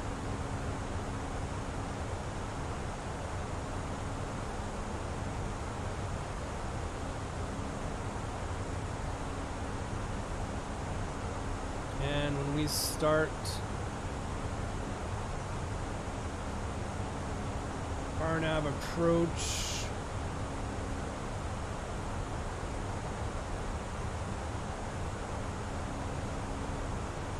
We're going to be on a final course of 235. No, wait, we're not doing, we want the RNAV. Yeah, we want this one. 2,000 feet, so 3,000 feet. Maybe we are at 4,000 when we come in at, that would make sense.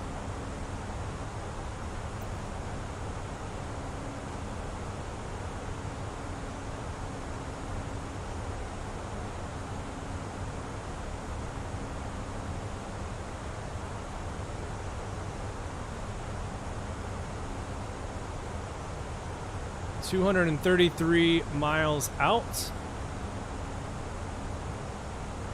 I'm curious if it's going to say our top of descent is... I would imagine I'm descending way before we get to that top of descent.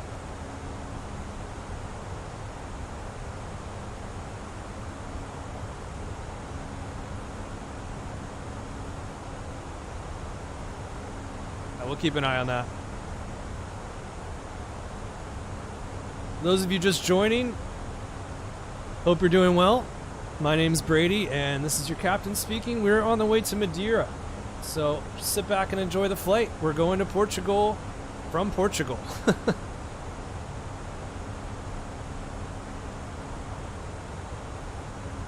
We're just cruising at 370 right now, out over the open ocean. You do it about 5 nautical miles before the arrow? Yeah, I gotcha. That's cool. That's good to know.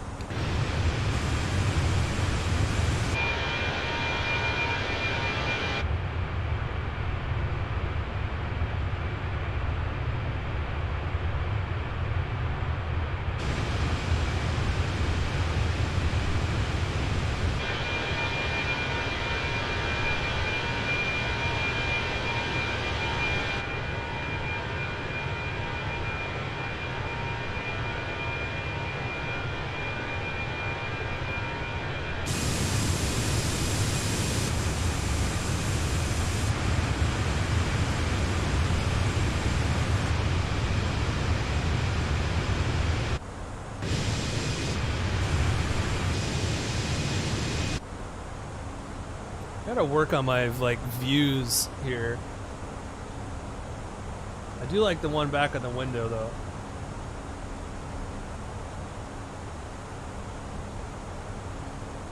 I want to make sure we're at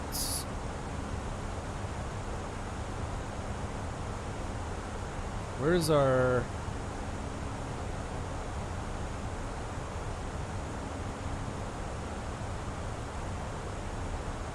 119.6 12466 for the tower. We won't be talking to the tower today. I will do some VAT sim in the future. That is the plan. I could definitely do some Class D VAT sim sooner than later. So that would be fun.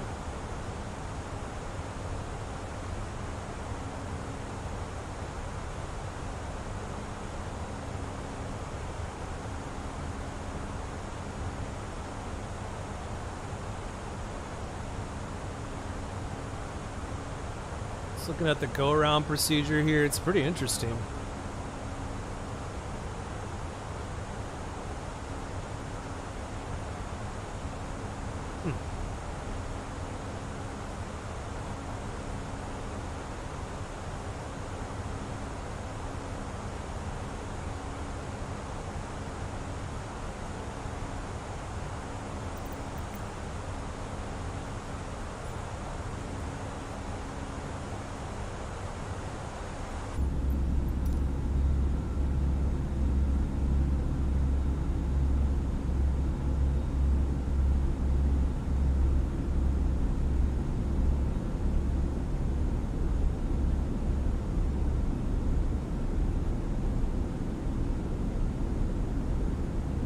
So are you guys window seat or aisle people?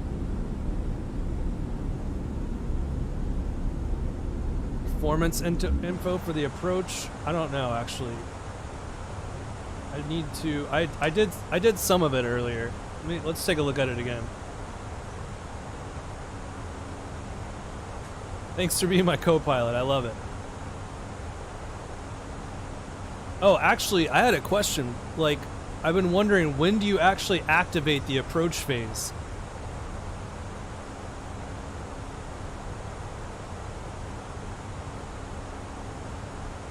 Alright, let's see here. Yeah, I've got most of the performance in there. We should be good. I mean, we could check the METAR one more time, but it's 1024 for our QNH.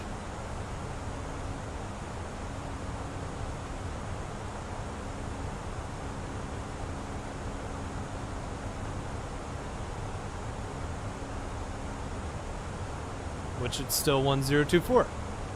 Broken at 1,500, which you can kind of see down there right now.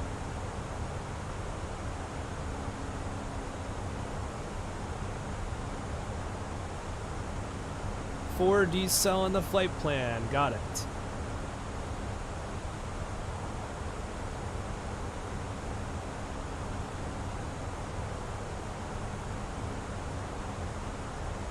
So it's basically after Lidro, sometime when we're on our approach.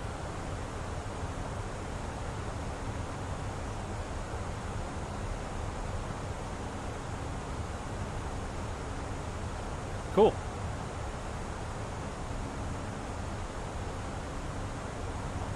I have been doing speed manually a lot lately, so I'm a little worried that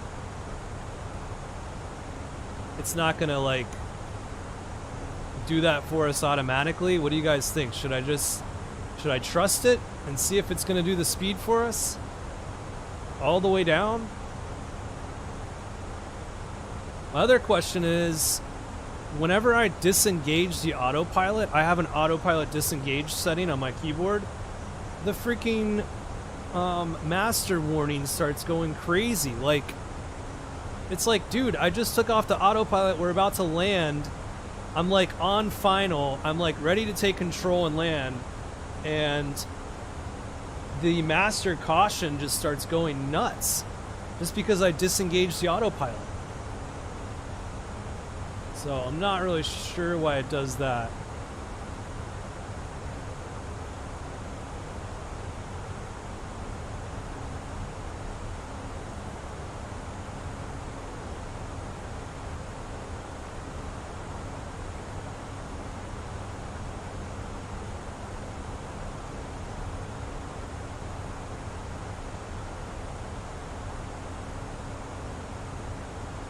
Reaching our top of descent in about 60. 59 now. So you can see that ticking down. It's pretty cool technology. I love it.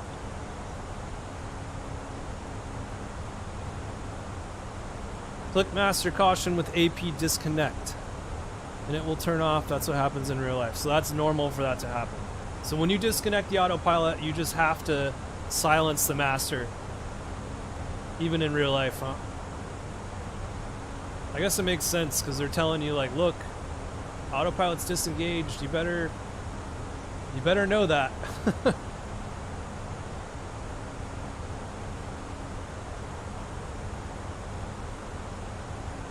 Can start to see our island right now, so that's cool in the distance.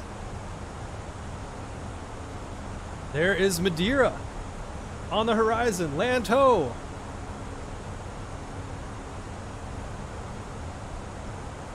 There's a little island and then our big island, and the runway is over here to the left. Let's make it a little more scenic though.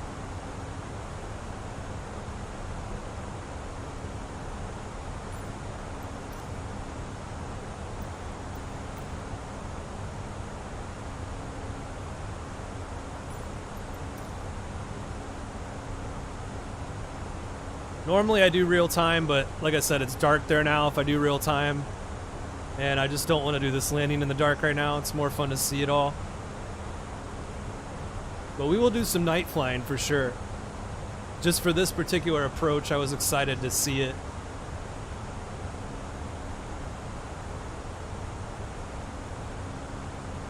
Love having you guys stop by though and like teach me some things. It's so cool.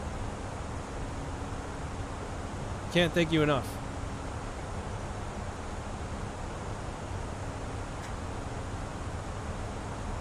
Okay, we're still 44 miles from there. I'm probably gonna start about 10 miles out.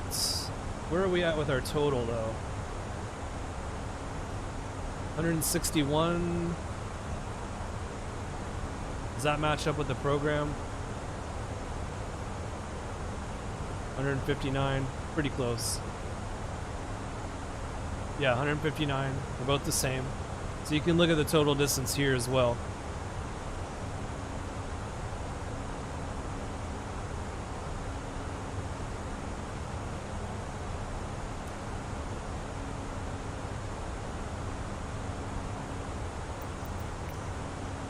Good stuff. So we got a few minutes before we start our descent.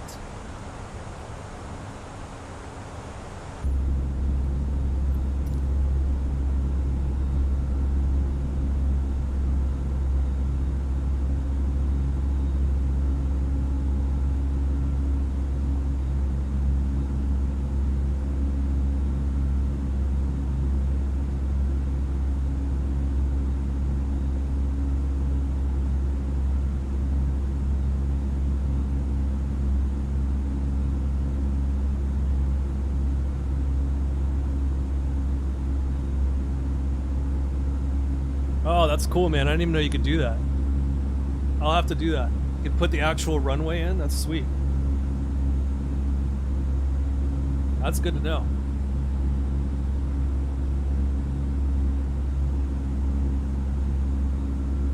Looks like a lot of broken clouds at 1,500, I believe.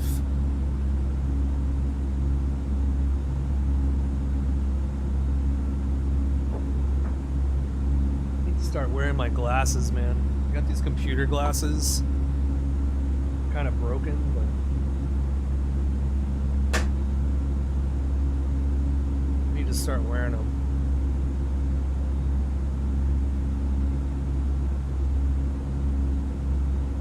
I don't know how they broke, honestly. Like, I never even used them.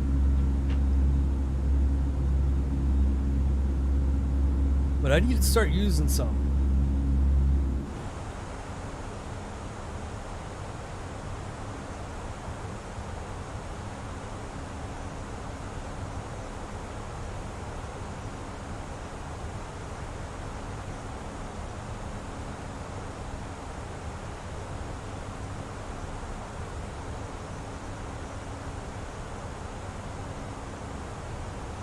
That is so cool.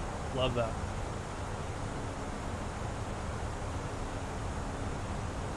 All right, ladies and gentlemen, about 10 miles from now, we're going to start our descent. Not too long after that, we'll put the seatbelt sign on.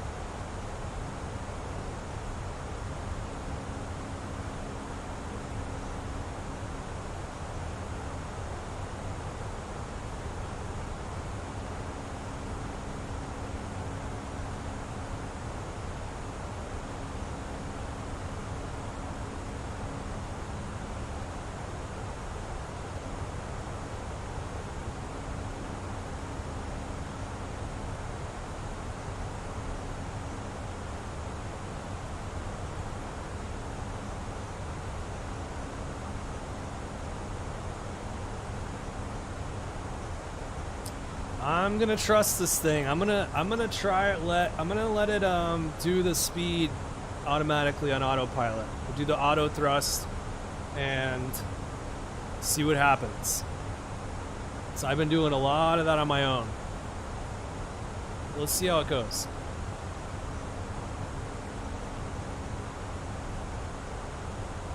All right, here we go. We are gonna start our descent.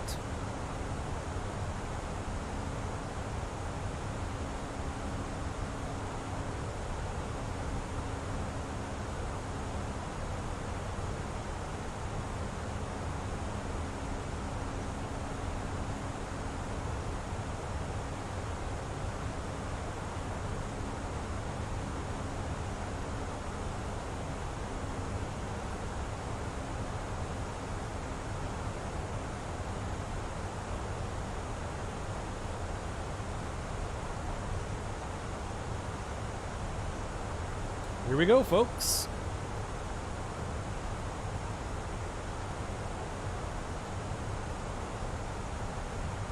Ladies and gentlemen, from the flight deck, this is your first officer speaking. We've begun our descent, and we should be on the ground soon.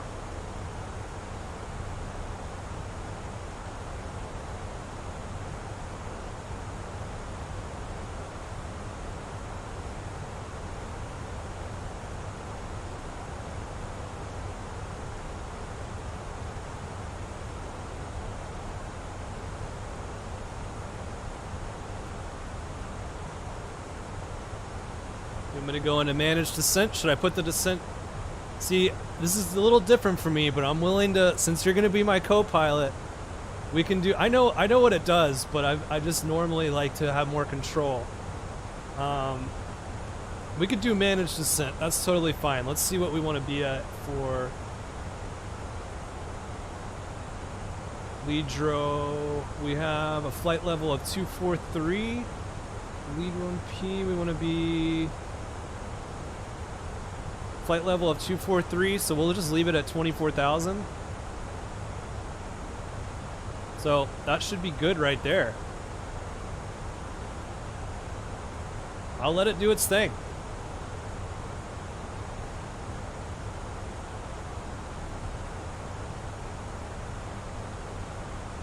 I'm gonna go ahead and put the seatbelt sign on. If anyone wants to use the bathroom or anything like that, do it now.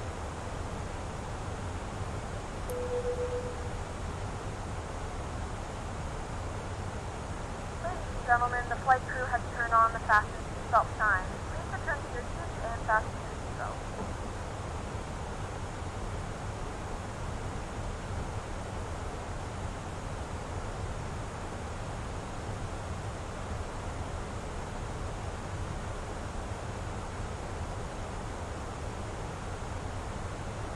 Yep, got the green dot. Everything's good.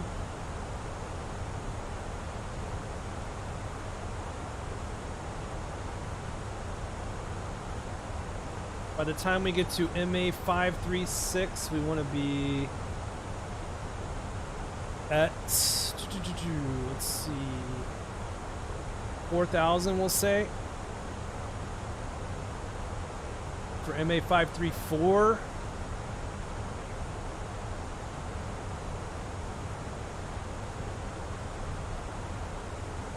We want to be at 11,000 for 536.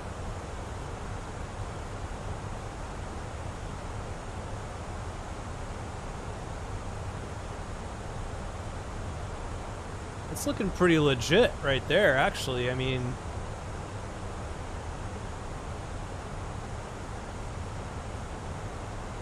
I don't know. Do you think, do we need to descend a little bit faster? Or do you like the way this looks? I mean, 11,000 for MA536. It's pretty much right on there right now.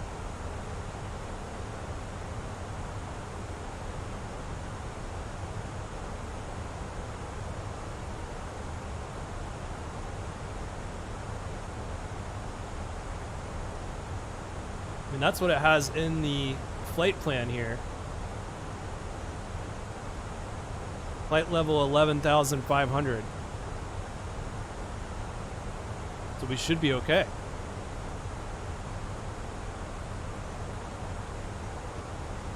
Hey Maxim, how's it going? You were just in time for our arrival into Madeira. Should be a good one. Sun is setting. Got quite a few clouds coming up here. Can't even see the island right now. Those might be the broken clouds of 1,500. I don't know. It looks like definitely a layer of clouds there. They tend to build up over the islands.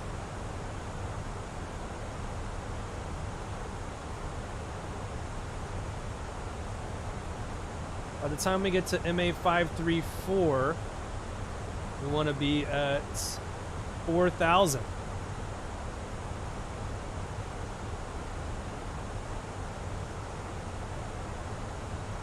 Now it's saying that we won't be at MA534 until we get to,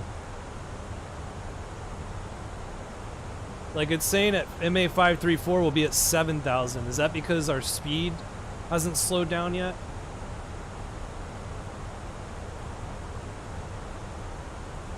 Because it's calling that we're going to be too high right now.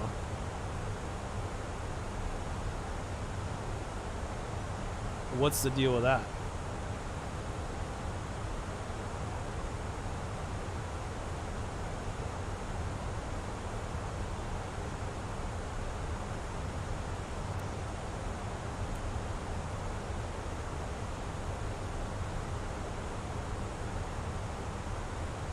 Do I have it set right? Because, I mean, I know I have it set right, but...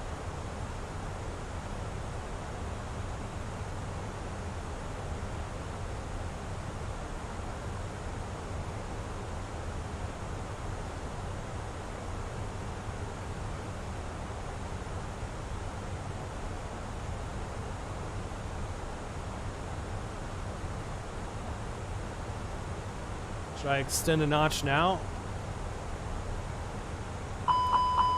Nope, don't want to do that now. Yeah, you're right. So 230, yeah, 230, that makes sense.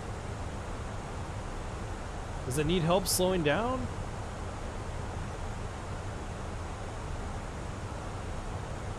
Give it a little speed brakes.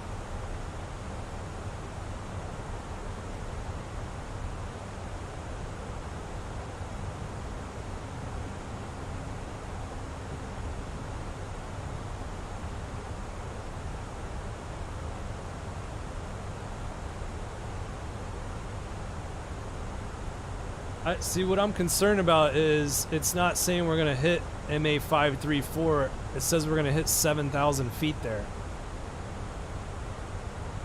which would be too high.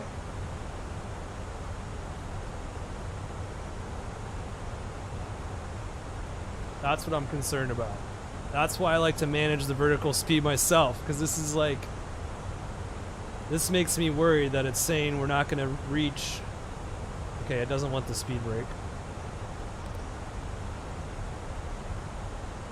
Why is it saying we won't be at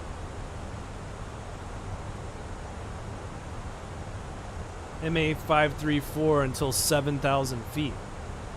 So that's not right.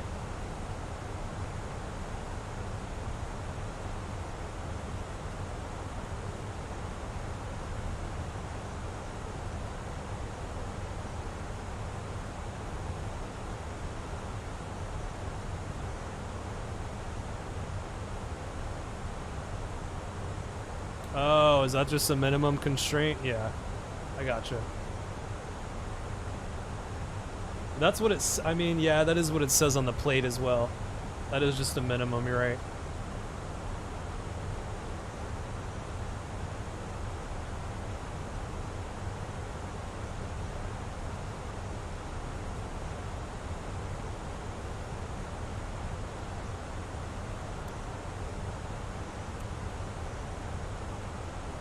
Alright, my friends, so we're gonna go to a Q&H of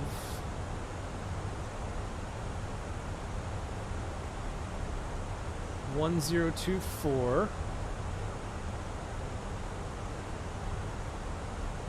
Here we are, right on the path.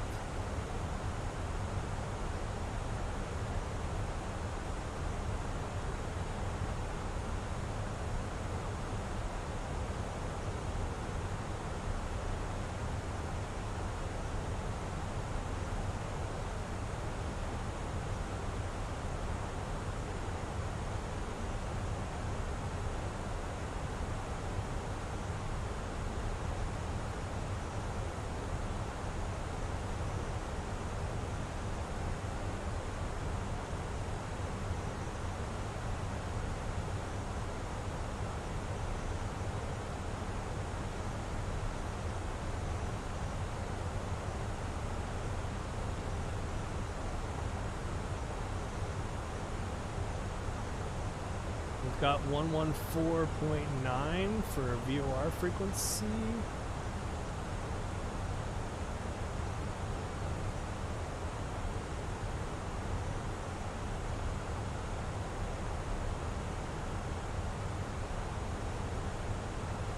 Yeah, I know it'll save them. I don't know why I haven't been doing that.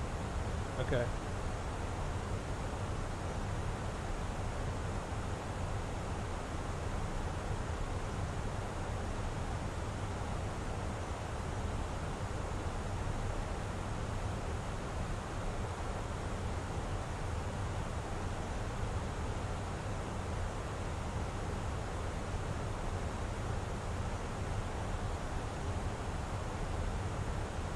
Wow, look at this sunset.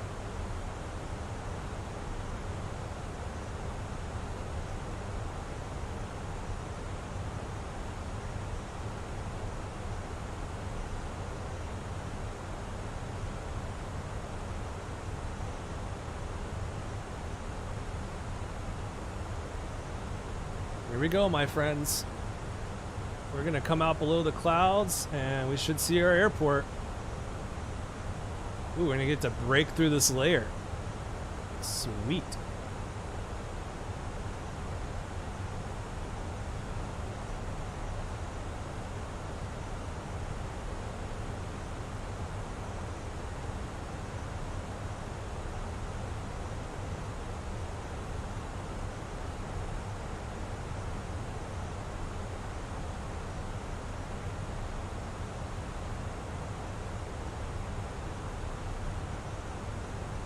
Upstairs, put our landing lights on pretty soon. Don't really need to do that until, actually we don't need to do that until below 10,000, but I'm just gonna put them on now so I don't forget. Won't hurt anyone.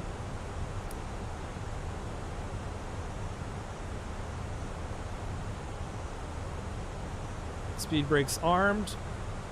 Flaps at 0. Parking brakes off.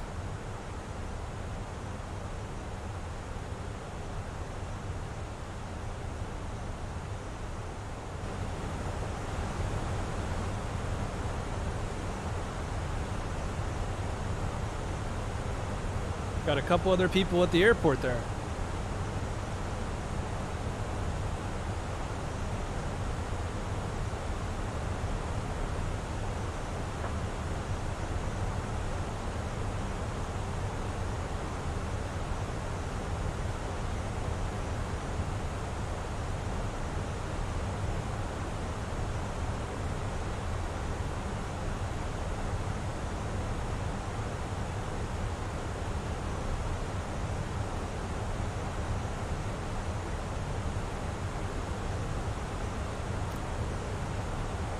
Auto brake to low, thank you.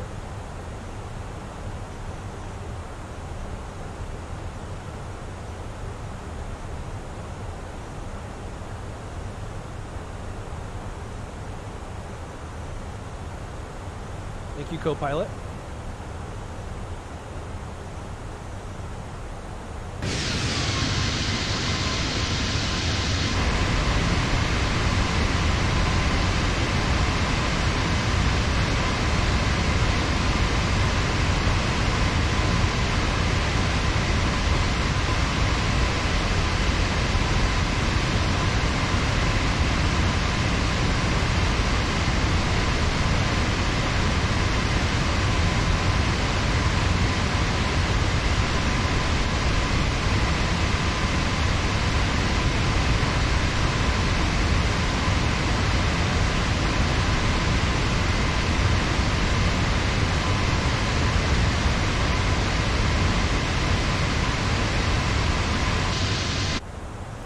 That other island I was talking about.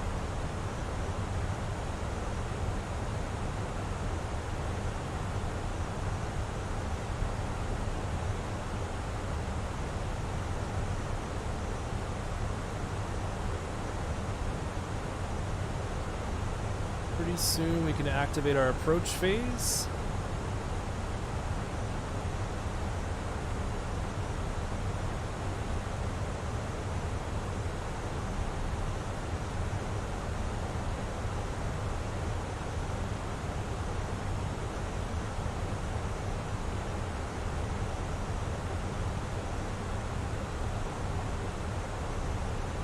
Landing configuration is going to be 3, so I'd imagine that's flaps to the 3rd notch.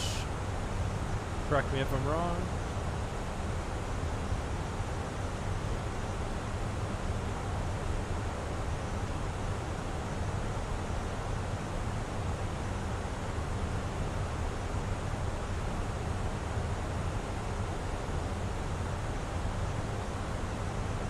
What a beautiful view here.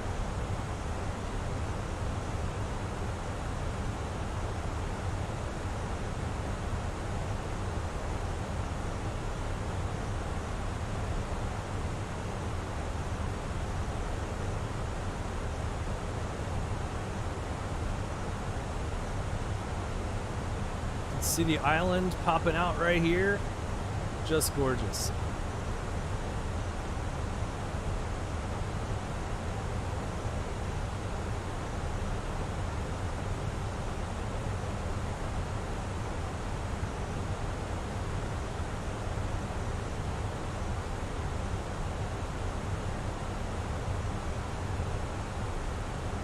We have begun our final descent into your destination. Flight attendants will be passing through the cabin to collect any trash one final time. Please ensure tray tables are stowed and seats are in a full upright position.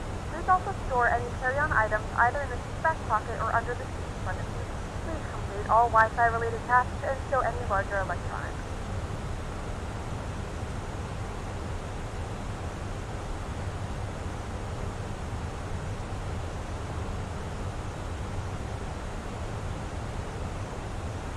Alright, we're going to switch over to UNH.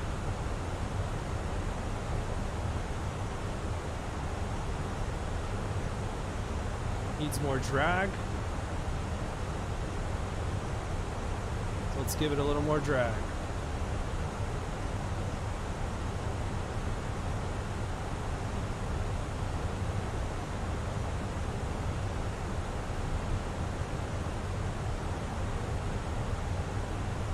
Press APPR on the glare shield.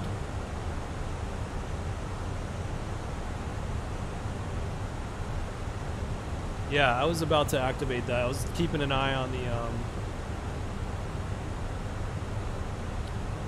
the computer here. Yep, just gave it the speed brake. We're gonna do flaps to the first notch as well.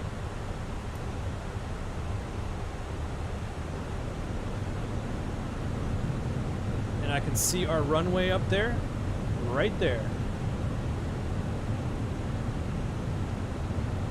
Here we go, my friends.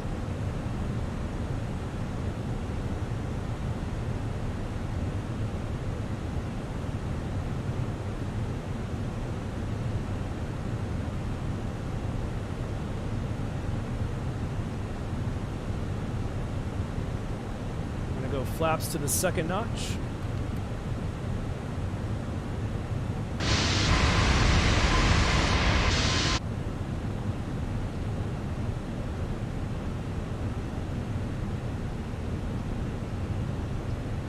Good, looking good. And gear is coming down.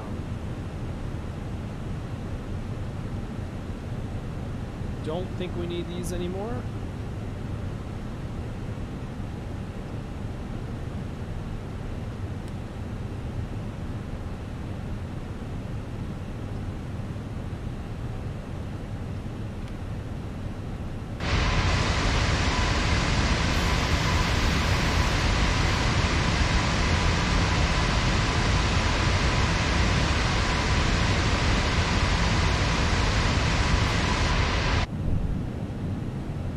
Runway is in sight. We have a visual.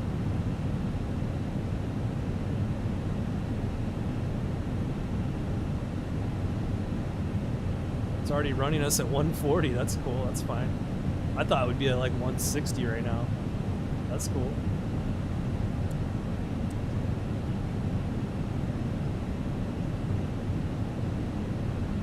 Black's coming down to 3.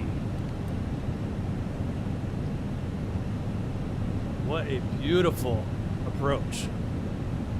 I mean, just the weather, you can't beat it. Gorgeous.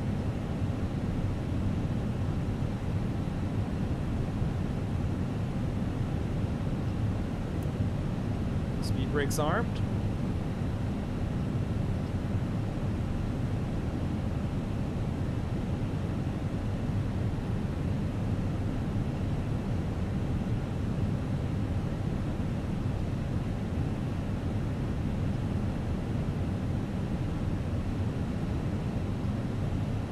You guys are ready for a great night in Madeira. I'd like to do some sightseeing in this island too. I know there's some scenery you can download that has pretty good modeling for this island, so that would be neat to do some sightseeing in a smaller plane at some point.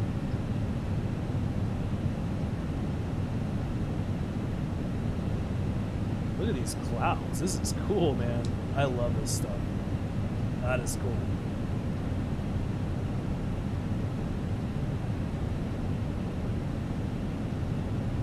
Now, when you disengage the autopilot, are you also disengaging the auto thrust, or do you leave the auto thrust? Curious what you guys do for that. Dang, look at this weather. Geeking out right now. Gotta focus. Here's that wind farm I was talking to you guys about. See that? The turbines down there. We'll see them in a second. 2,500. There's our announcement.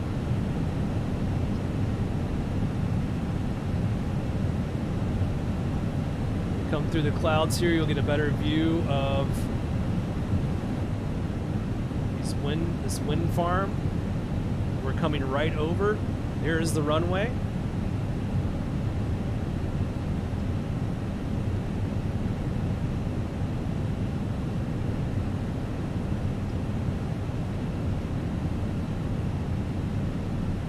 I will talk to you guys on the ground.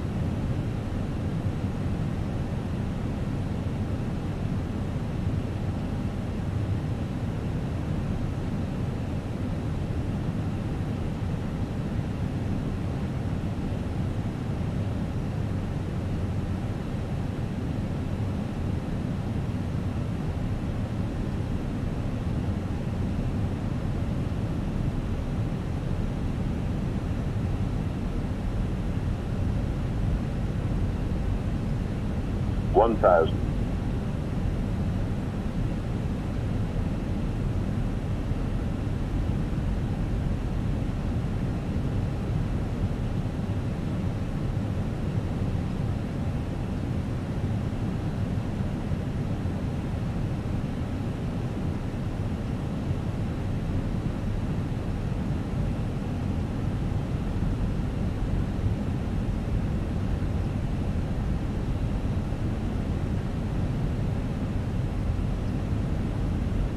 $500. 100 above. And we're going to disengage here. Minimum. My airplane. Thank you. 50. Too low. Terrain. 30. 20. Retard.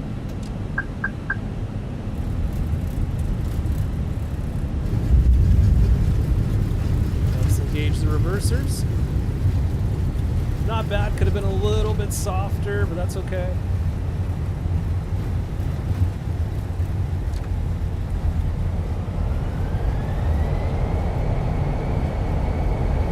I don't have a throttle that can do the reverse, so I'm trying to do it on the keyboard. And it always kicks in like way too late. Welcome to Madeira. Ladies and gentlemen, we have reached our destination. The local time is 3:58 p.m. and it's currently about 20 degrees Celsius. You can now use your mobile devices. Please remain seated until the aircraft has come to a complete stop and the seatbelt sign is turned off. Remember to use caution when opening the overhead bins as items may have shifted during the flight. We thank you for flying with us and we hope to see you again soon.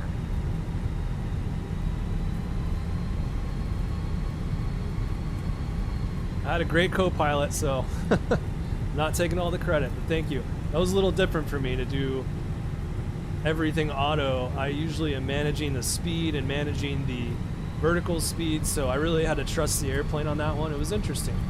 Might have wanted to take the autopilot off a little bit sooner. We'll see. We'll definitely be doing a lot more of these. But I'm happy with that landing. I mean, it definitely could have been a little bit softer, but there's kind of a misconception out there that a soft landing is the best. It's not always the best. There are cases when it's really windy or it's raining where you really want to stick it like that. So something to keep in mind. There's like a lot of people are obsessed over the what is it, the FPM, like the soft touchdown. So try not to obsess over it, although it is a great thing to to go by in general. You know, it's good to challenge yourself to try to get the lowest number possible for that, but it's just not always the best. It's not the most important thing. So we're gonna clean up the airplane there, which I already did a little bit, and let's get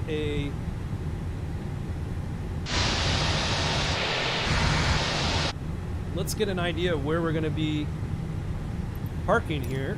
We'll tune to ground and just request a taxi to gates. They want us to go to gate A19. It's 1, 2, 3, C. Gate A19. So, unfortunately, nothing is labeled at this airport. Just gonna see if we can. Oh, I don't know why it does that. Has a tendency to be rotated when I go to the drone view, so pretty interesting. I don't know why it does that. Saying A19, the only way to look at probably where that is to pull up our chart. Just put our brake on real quick. I want to get this right. I don't know if we'll have anyone parking us, but it'd be nice if we did. Again, I'd like to get GSX because I'd like to do a lot more flight simulating with you guys.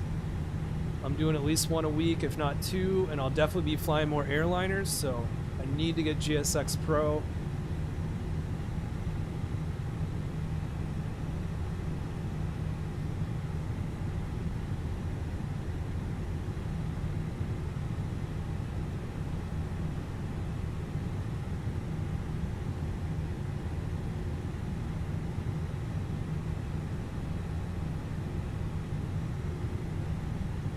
The overview.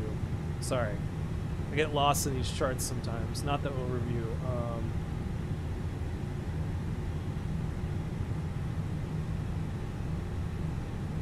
Where is this airport diagram? Not finding the diagram here.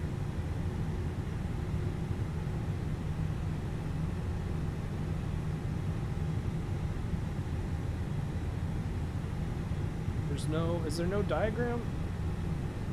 I'm not seeing one. These are all briefings. Where's our ground?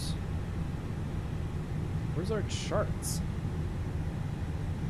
I'm just gonna look at one. I'll just look one up. Madeira airport diagram. Just trying to find our gate here. Okay, here it is. I don't know why I couldn't find it.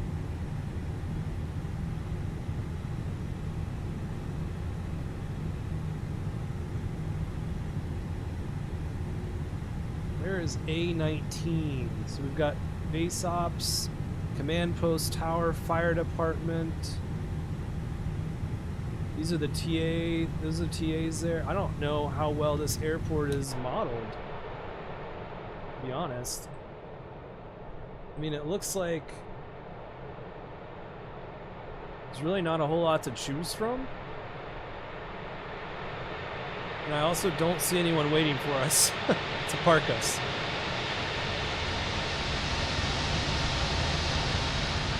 We can't even fit between there. Alright, we're just gonna go... I mean, I want to be where that AI plane is, right next to us, because that's got the full setup, right? But we'll just go right here. Nothing we can do. Turn the strobe off so we don't blind anyone. Turn these off. These are off. Taxi, nav and logo. Come to 1. Beacons on. Okay. We're just gonna come right here and park.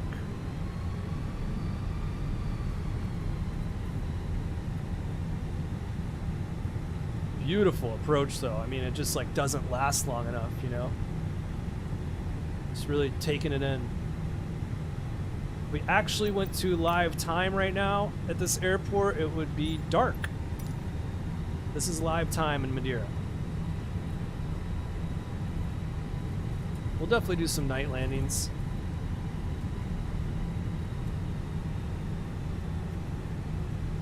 Pretend like we have a ground crew here. Obviously we don't.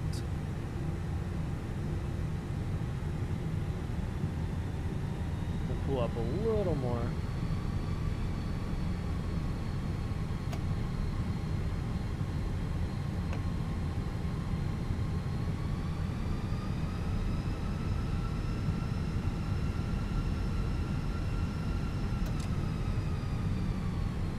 That's good.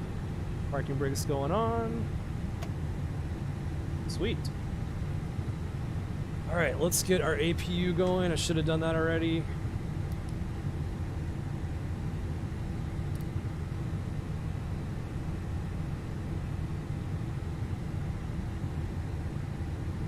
Once that's available, we will shut down our engines and let everybody off. I don't think I can even call, like again, since I don't have GSX, I don't even think I can call any stairs or anything. But we will do that. I am gonna get it. Love all the features in this plane. It's so cool how it has everything. Sun shields. Let's get that APU fired up. Should be available any minute.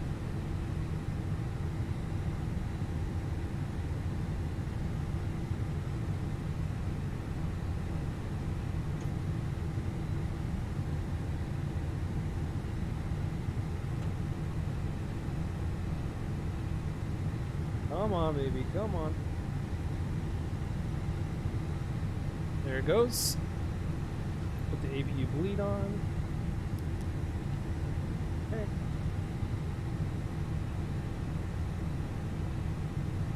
And can we do anything here for ground services? Got GPU if we wanted, I guess, but we won't do that. We do chocks and cones. Forward stairs. What happens if we toggle the jetway and we do the forward stairs? Is there anything that'll come over here? Oh, perfect. Oh, that's neat. Alright, so we're able to get the stairs out. I don't think they would do that till I shut down the engines, but that's cool. Okay, let's shut them down.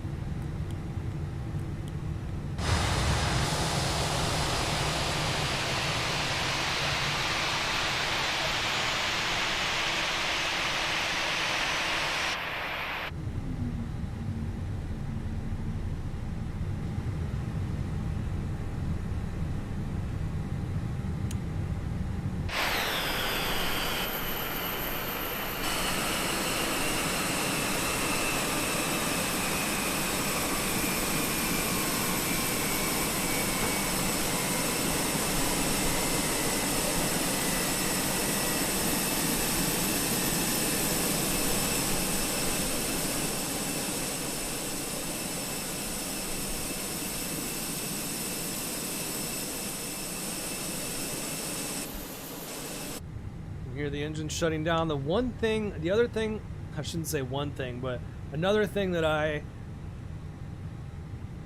could have done is turn off the cabin lights, which is cool. They give you the option to turn off the cabin lights. That is another thing I forgot. So I'm going to add that to my checklist because you can do that on the fly pad.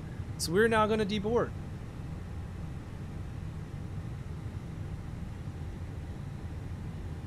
Turn off the seatbelt sign. And you can hear our passengers getting out. We have external power available. We could switch over to that.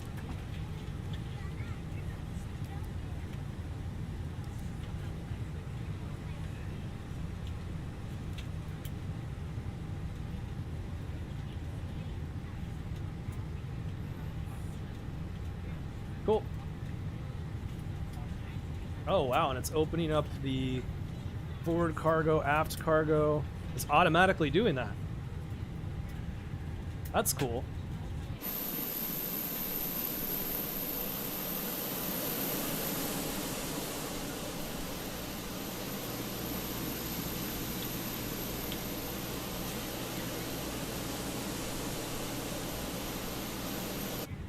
So everybody is deboarding now. We had a good flight.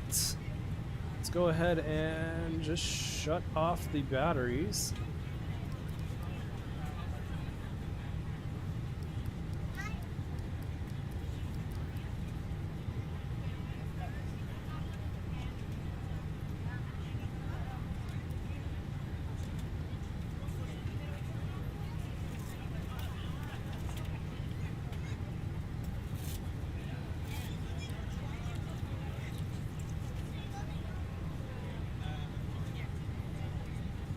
And then when we feel like it, we could just turn everything off.